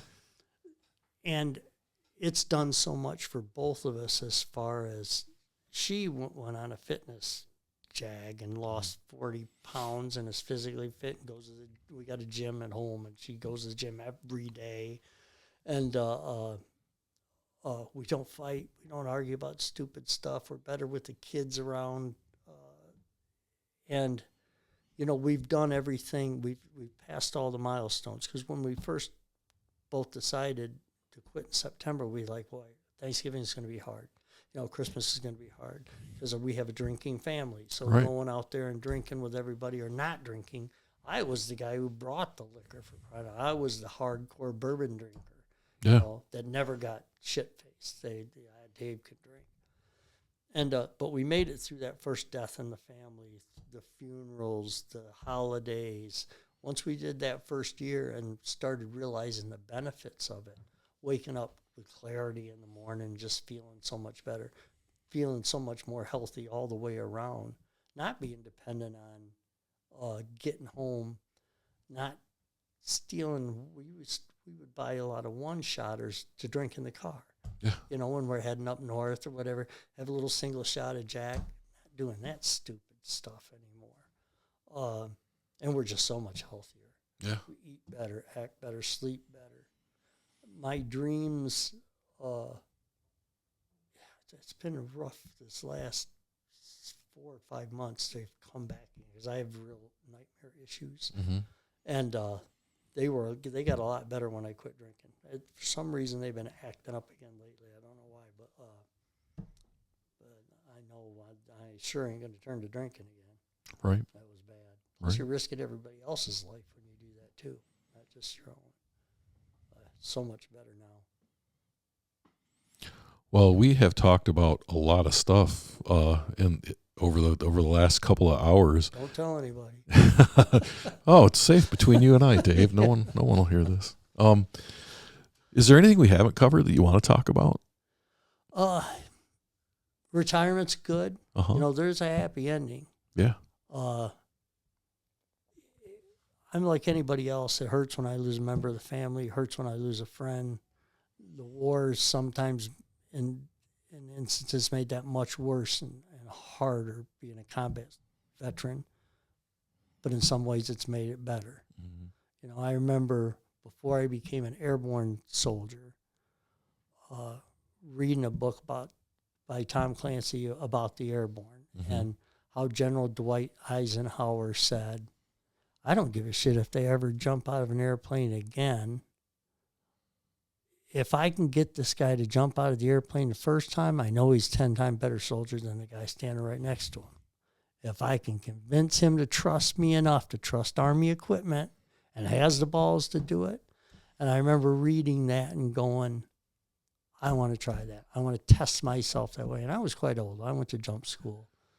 I'm still the oldest distinguished honor grad from the Army Air Assault School down at Sabaluski at Fort Campbell. Wow. I was like 43 years old when I was a distinguished honor grad. That's pretty old for that school. Old. That's a tough school. That's a tough school. Yeah. And it says 14 toughest days in the Army right as you walk through the gates. But there's been times when I've cradled the head of a widow trying to console them that their husband just shot themselves in the bedroom. That's fucking happened to me. Killed me. And there's been times when I've looked out the door of a helicopter and thought, this is the coolest fucking thing I've ever done in my life. and I don't believe that I'm here, that I'm getting paid, that I'm doing this. I'm a frickin', this is legendary shit. And the Army has presented me with legendary opportunities time and time again. Right. So as hard as it is, the thing I want people to realize is the upside is just as powerful as the downside if you remember it. You got to remember it and take advantage of it. And I sold the Army to young kids for years and years, and that's a tough sell. Mm-hmm. I mean, if you're honest with them, you sit down with a high schooler and say, here's what we're going to do. It's a good deal. We're going to take all your independence. We're going to take that right away from you. We're going to put you with 100 other kids. Most of them you don't know. You're going to use the same bathroom, wash in the same sink, brush your teeth next to people that you don't necessarily care about. And then we're going to march the shit out of you till you're so tired you want to throw up. Shave your head, pay a sub-minimum wage, feed you shitty food, send you to war where there's a good chance that you'll not only be killed, but the better chance that you'll be horrifically maimed and in a wheelchair for the rest of your life. You sign right here. Oh, by the way, you're going to enjoy every minute of it. Yeah. and that's what we were selling to kids. But in reality, what I would sell to them is there's times you're going to hate what you're doing. Without a doubt. There's times of basic training. There's times in your first 2 days there that you're going to shake your head and wonder what you did and why you did it. But there's also going to be times, I promise you, probably within the same week, that you'll look back and say, this is the coolest thing in the world and nowhere else could I do this other than here. Mm-hmm. And it concerns me nowadays, the tenor of our nation's politics is very concerning to me as a veteran, because I still feel that obligation to defend the Constitution. I think our Constitution is definitely threatened right now. And it draws, and then it's not any particular, well, it is particular individuals on both sides of the aisle, but it's us as citizens. We're the ones failing here. Mm-hmm. We can't blame any one individual on either side. We're the ones failing. We're the ones paying too much attention to this and not enough attention to this. Right. And the time it takes to listen to somebody, to actually listen to somebody. And it's jeopardizing our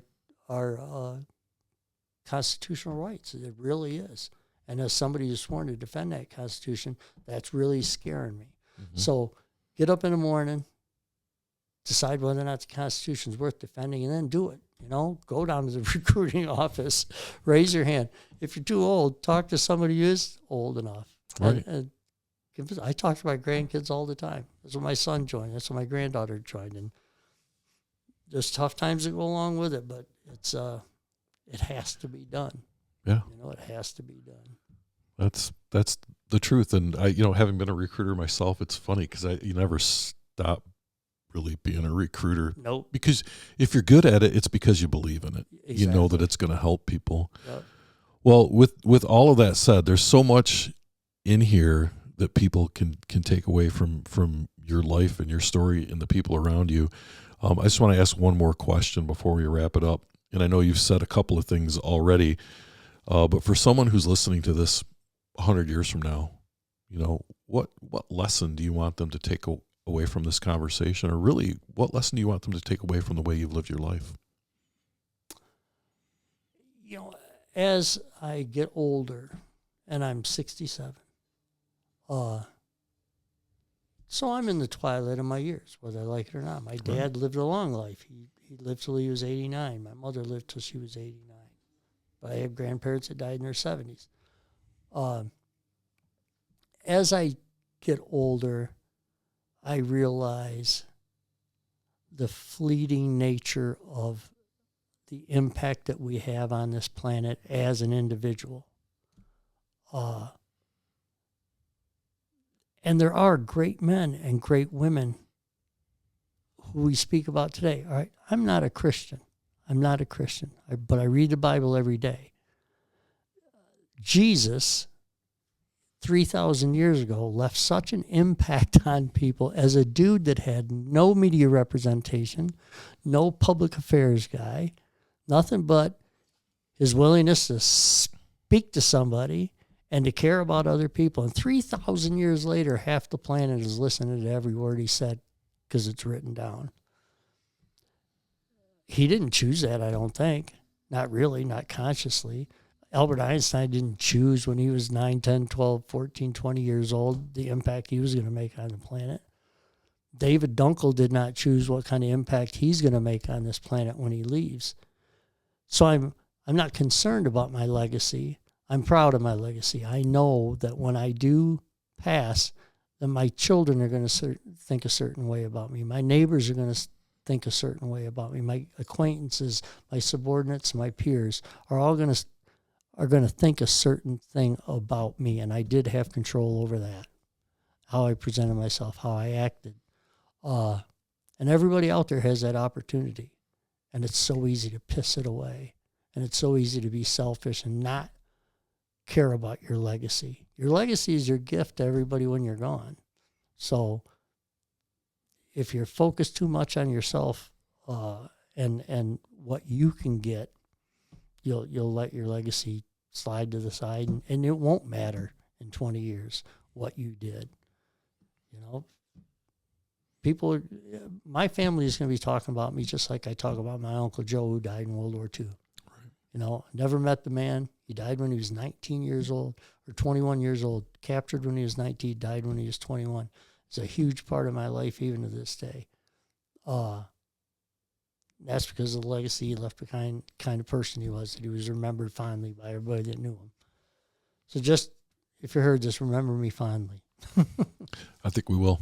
Well, thanks for being here today. It was my pleasure. Thanks for inviting me. To listen to this full story or to hear the stories of other veterans, go to www.veteransarchives.org and click on the Media tab.